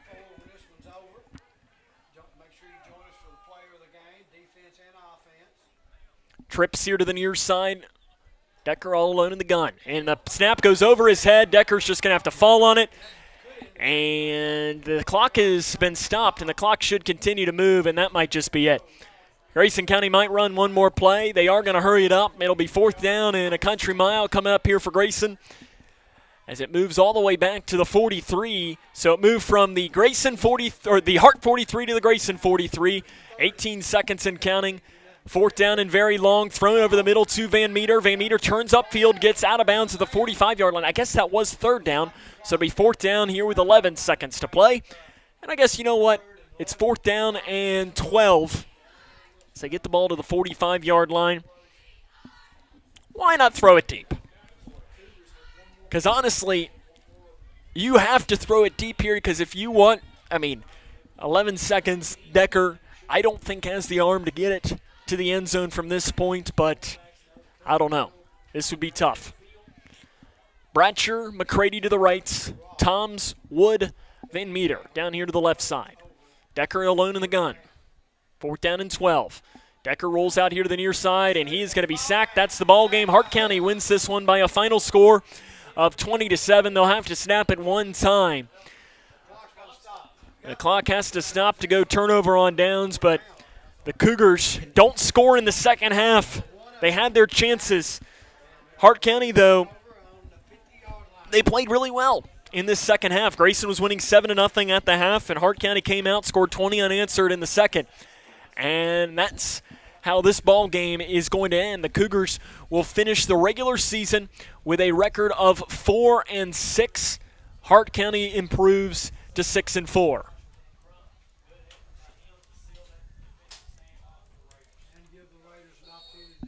And there they go into the victory formation. They'll throw the knee down, and that will end it. Hart County wins this one by a final score of 20-7. We'll come back, jump into the 5th quarter show after this. This is Cougar football on 103.9 The Moose. Hey, boss. Okay. I said I'm fine. Put me to bed, see you in the morning. With the frosted Superman, but it wasn't on it. And we lost it. In my head, in my head, in my head. We were underlay in my head. Hey, son. Hey, Bob. You know you can talk to me. Yeah.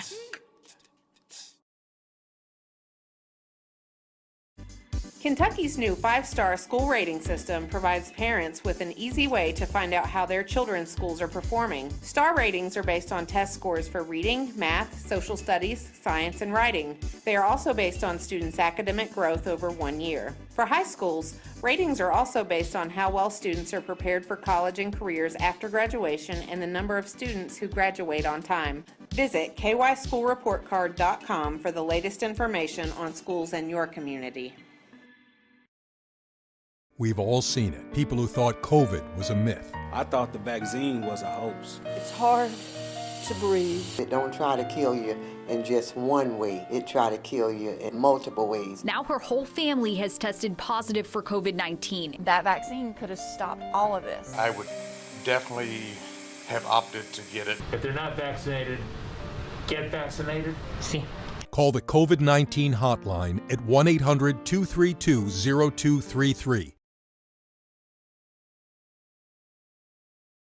Future Designs, your complete home building and remodeling center. Future Designs has everything you need from design to delivery and everything in between. From traditional home and building construction materials to the metal roof and siding division, you'll find it at Future Designs. Quarter paint is also available at Future Designs. Start at the foundation of any project and work your way up with Futures. You'll find the product, service, and advice needed for a strong structure. There's a reason they call it the builder's choice. Find out why at Future Designs on Quarry Road in Leitchfield.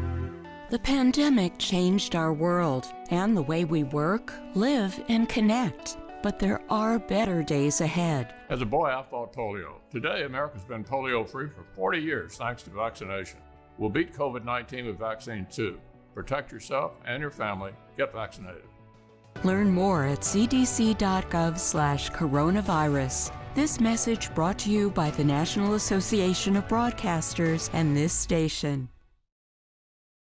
Connection. It's the name of the game in Grayson County Schools. Connection with students, with colleagues, with community, through relationships, through partnerships, through small daily acts, through high-impact programs at all levels. Connections that teach, that encourage, that build confidence, that show together we can, preparing students for life, equipped with real and real-world skills for success. Together, we are GC Connected. This is my house. My parents helped build it. Now we don't get wet when it rains. I don't get too hot or too cold inside. I can play with my sister, I can play with my brother, I can play with my mother, my father, my family. This is my house. This is my house. This is my house. This is my house. This is my house. Hi, I'm Janine Lucas with Wilson Muir Bank. Our focus is on building communities, and in many of our markets, agriculture is at heart of those communities. We are proud to partner with local farmers and value your role in Kentucky and globally. Our commitment runs deep because we understand your passion for farming. Many of us are farmers ourselves. Whether farming is your pastime or your livelihood, invite us to your operation or stop by our offices and let us know how Wilson Muir Bank can help you grow. Together we build community. Member FDIC, Equal Housing Lender, NMLS 403246.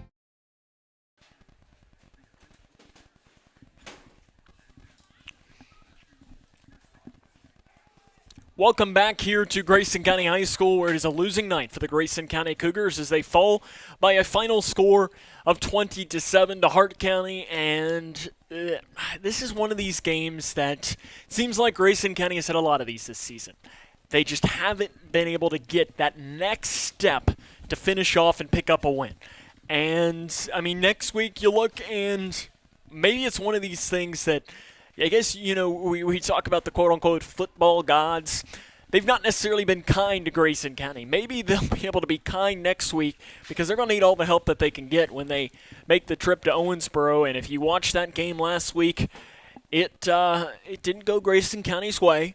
I think that's probably the nice way of putting it, and I think all of those players would admit it. It's one of those games that Grayson County has to, as I keep mentioning, be a goldfish. 10-second memory. Be a goldfish, forget it, move on, and see what you can do because, listen, Owensboro will go into this game remembering what they just did last week and thinking it's going to be the same thing.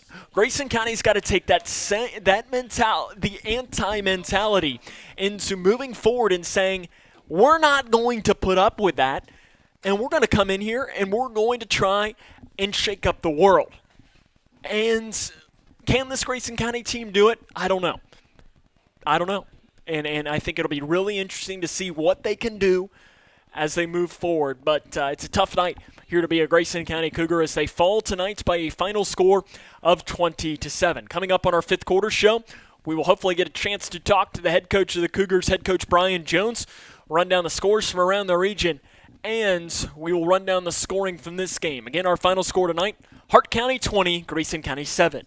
This is Cougar Football on 103.9. Future Designs, your complete home building and remodeling center. Future Designs has everything you need from design to delivery and everything in between. From traditional home and building construction materials to the metal roof and siding division, you'll find it at Future Designs. Quarter paint is also available at Future Designs. Start at the foundation of any project and work your way up with Futures. You'll find the product, service, and advice needed for a strong structure. There's a reason they call it the builder's choice. Find out why at Future Designs on Quarry Road in Leitchfield. We've all seen it. People who thought COVID was a myth. I thought the vaccine was a hoax. It's hard to breathe. It don't try to kill you in just one way. It try to kill you in multiple ways. Now her whole family has tested positive for COVID-19. That vaccine could have stopped all of this. I would definitely have opted to get it. If they're not vaccinated, get vaccinated. See.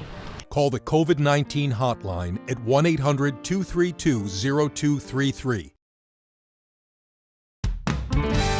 When caring for a family member, their state of health is continually on your mind. And when they're faced with a health concern, you'll do just about anything to make them feel better. Rest assured, their feel better starts right here at Midway Pharmacy. We take our time to get to know all about your family's health history so we can provide you with educated advice. So when someone's counting on you to help them maintain a healthy lifestyle or to overcome that untimely sickness, remember, your feel better starts here at Midway Pharmacy.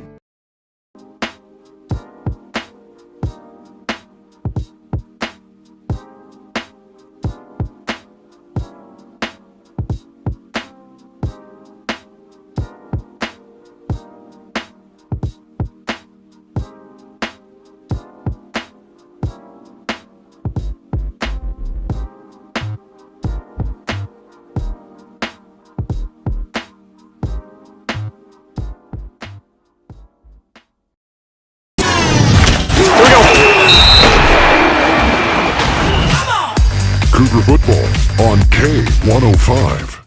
Welcome back here to Grayson County High School, where the Cougars have fallen tonight by a final score of 20-7 to Hart County. Hopefully get a chance to talk to the head man himself, Brian Jones, coming up here in just a few minutes.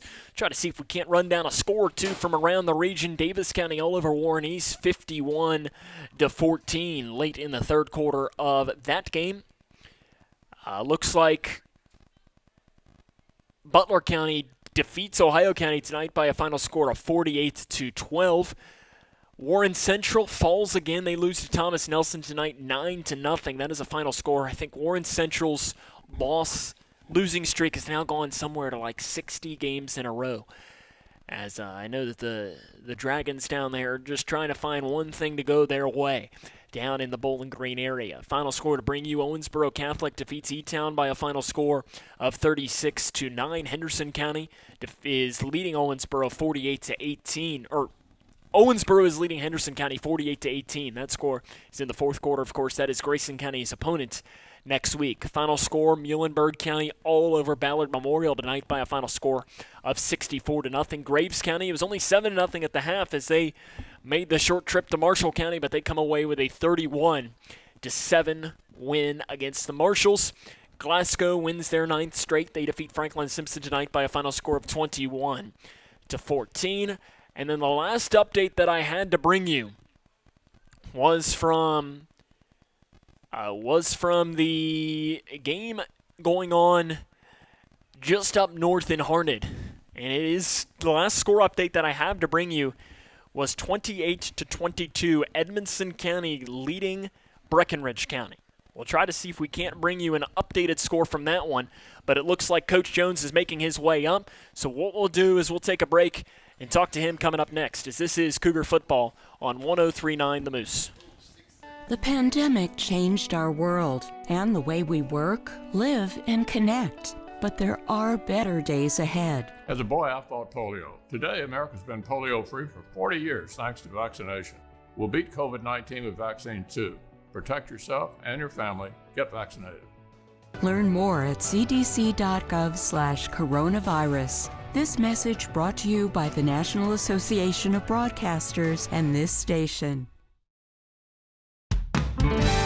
When caring for a family member, their state of health is continually on your mind. And when they're faced with a health concern, you'll do just about anything to make them feel better. Rest assured, their feel better starts right here at Midway Pharmacy. We take our time to get to know all about your family's health history so we can provide you with educated advice. So when someone's counting on you to help them maintain a healthy lifestyle or to overcome that untimely sickness, remember, your feel better starts here at Midway Pharmacy. We, the people, are guaranteed 5 freedoms in the First Amendment.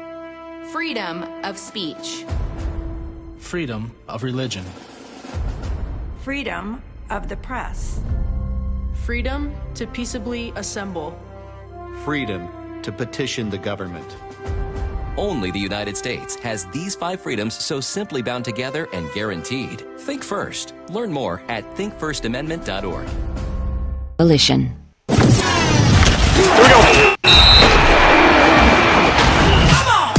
Cougar football on K105. Welcome back here to Grayson County High School, where the Grayson County Cougars have fallen tonight by a final score of 20-7 against the Raiders of Hart County. now joined by the head coach of the Cougars, head coach Brian Jones. And Coach, I said that it seems like your team has been in a lot of these games this season. Mm-hmm. And it seems like every single time it has gone against them. I mean, what was your message to your team about another one that just went against them? I said, I was proud of effort, but, effort doesn't mean you're going to win the game. And we had some guys playing pretty banged up there, come back after halftime and, trying to fight through some pain to get through it. And, it's, great to see, out of those kids that are, continuing to fight. They made more plays than we did, and that's kind of what I told them. When it came down to it, they made some plays that they needed to make, and we couldn't get off the field on third down. Had them a lot of times in some third down situations, and they just seemed to keep feeding that fullback, and we couldn't seem to get him stopped. It seems like I've always been told that football is a game of inches, and I'm not asking you to make any opinions about whether it was the right spot or not the right spot, but it seemed like your team, and it wasn't just the one spot there, multiple times, it was like third down and inches, and it was just that game of inches. And I mean, how frustrating is it as a coach, though, when it's just inches away every single time? I asked the head official that after the game, or in the game, on that, especially the 1 4th down situation, I asked him, I said, how come we keep looking to their sidelines official for the spot? Because our guy never had the same spot as their guy. I mean, and on that particular play, I mean, it was probably almost a yard different. He was just shy of the 30, and that guy was, just shy of the 31. And, that's a big difference of two guys seeing it very different. And didn't get a real good answer.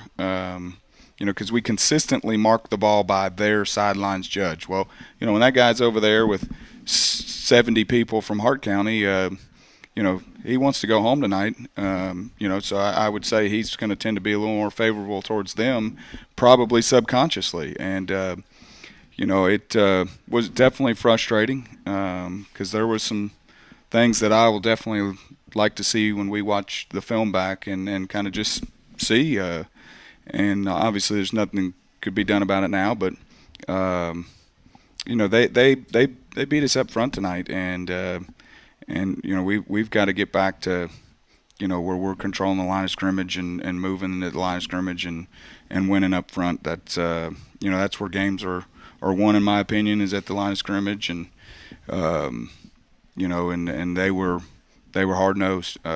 Their kids played extremely hard. Don't want to take any away from them because they brought it all night, 48 minutes.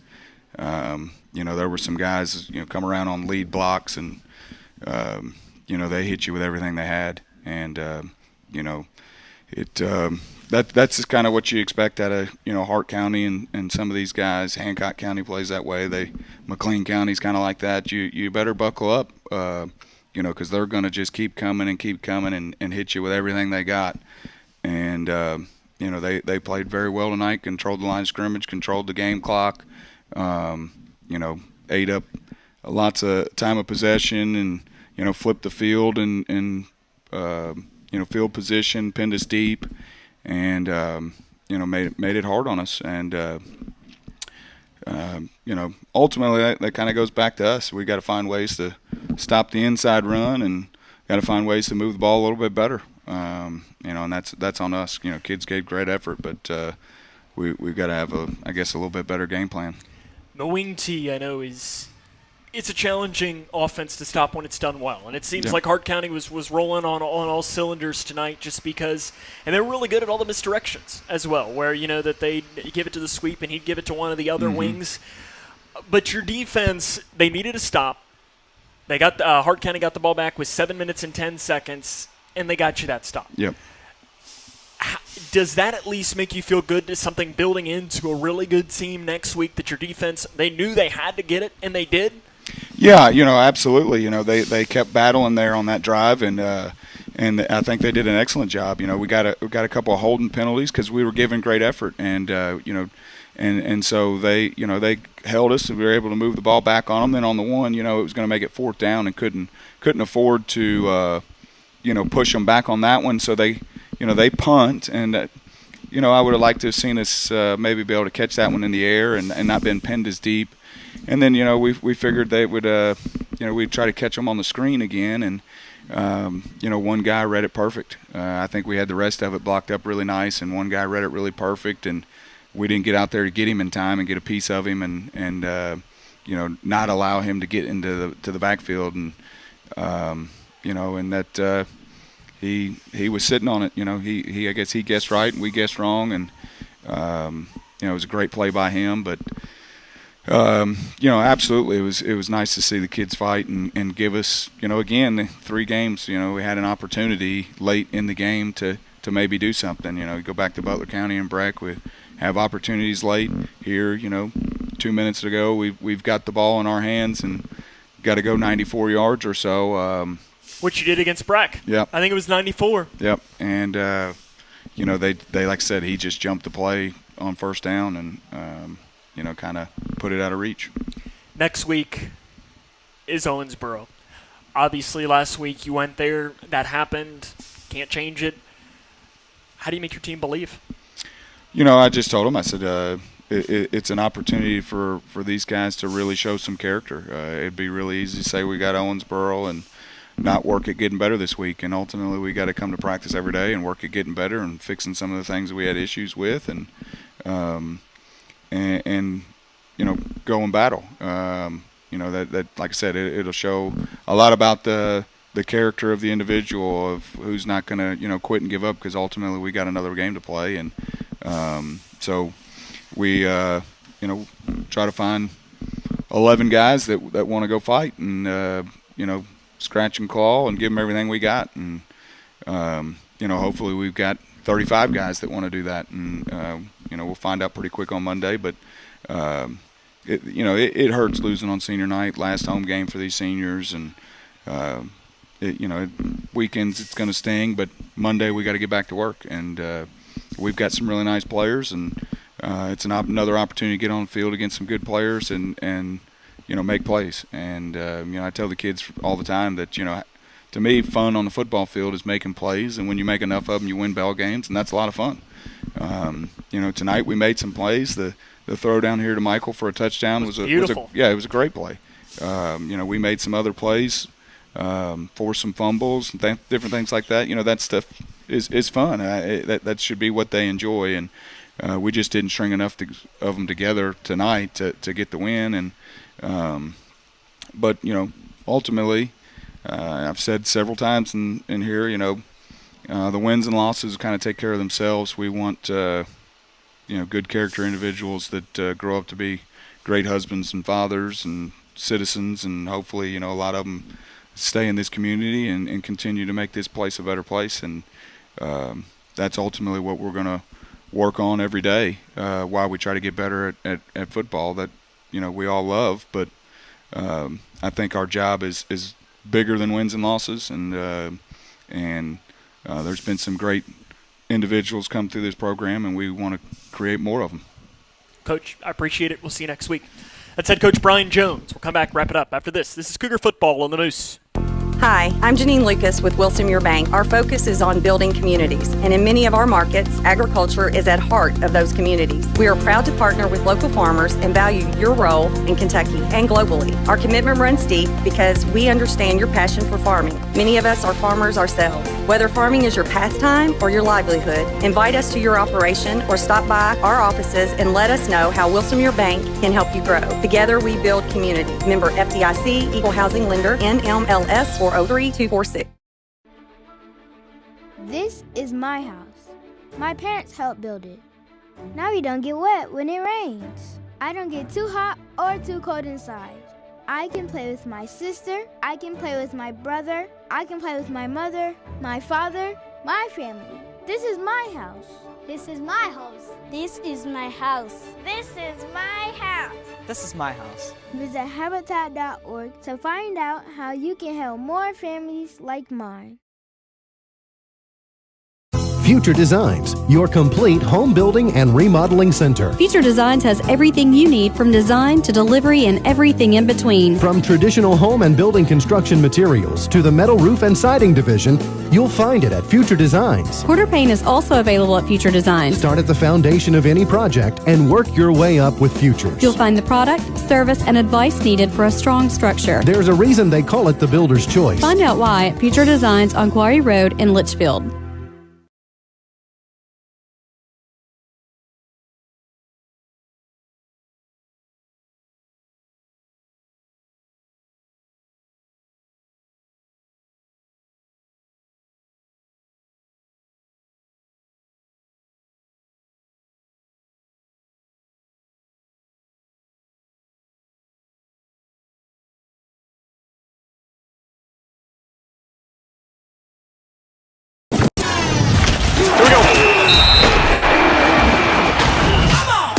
Cougar football on K105. Welcome back here to Grayson County High School, where the Grayson County Cougars have fallen tonight by a final score of 20-7. Cougars struck first in this game, and it was the only scoring of the first half with 7 minutes and 16 seconds to play in the second quarter. A 14-yard touchdown pass from Kaylor Decker to Michael Wood gave Grayson County the 7-0 lead into the half. From there, though, it was all Hart County. Raiders, early in the third quarter, a 9-yard touchdown run by Dustin Butler made it 7-7. Early in the fourth quarter, a 6-yard touchdown run by Crump. They had a missed snap on the PAT, rolled out here to the near side, and was stoned at the goal line, and it was 13-7. Grayson County then marched all the way down the field. And a very close turnover on downs call that went Hart County's way. You heard Coach Jones say it's a game of inches, and it just proves that, you know, we can stop and say, you know, oh, well, officials should have made a better call, and we can say whatever we want when it comes to that. But it's also one of these things, too, that, okay, you get 6 more inches on that run, 6 more inches on that run, and it doesn't even come to that point. That's why football is a game of inches, and it did seem like tonight was one of those nights where the Cougars were inches away from picking it up, and it proved right there in that moment. And Hart County ended up driving the length of the field. They punted it to Grayson County, and then on the first play, Grayson County threw a pick six. Hart County ran it in, and that was the ball game. Grayson County falls to 4-6 on the season. Next week, they will travel to Owensboro in the first round of the Class 5A playoffs with a chance to shake up the world, shock the world, whatever you want to do it. It's an opportunity. And what is it? Great moments are born from great opportunity. That's the good quote there from Miracle on Ice, you know, Herb Brooks. I think it's great moments are born from great opportunity, and that is what we have here tonight. And that is what we will have next week. A great opportunity to create a great moment in Grayson County football history. That'll wrap up our coverage here tonight. I want to thank the K105 Digital Productions crew for their hard work tonight. Alex Cook, Cody Brock were your camera operators, and your director was Chase Blaine. So tonight, with the Grayson County Cougars fall to 4-6 on the season with a 20-7 loss to Hart County, this is Sam Gormley saying, so long, everyone.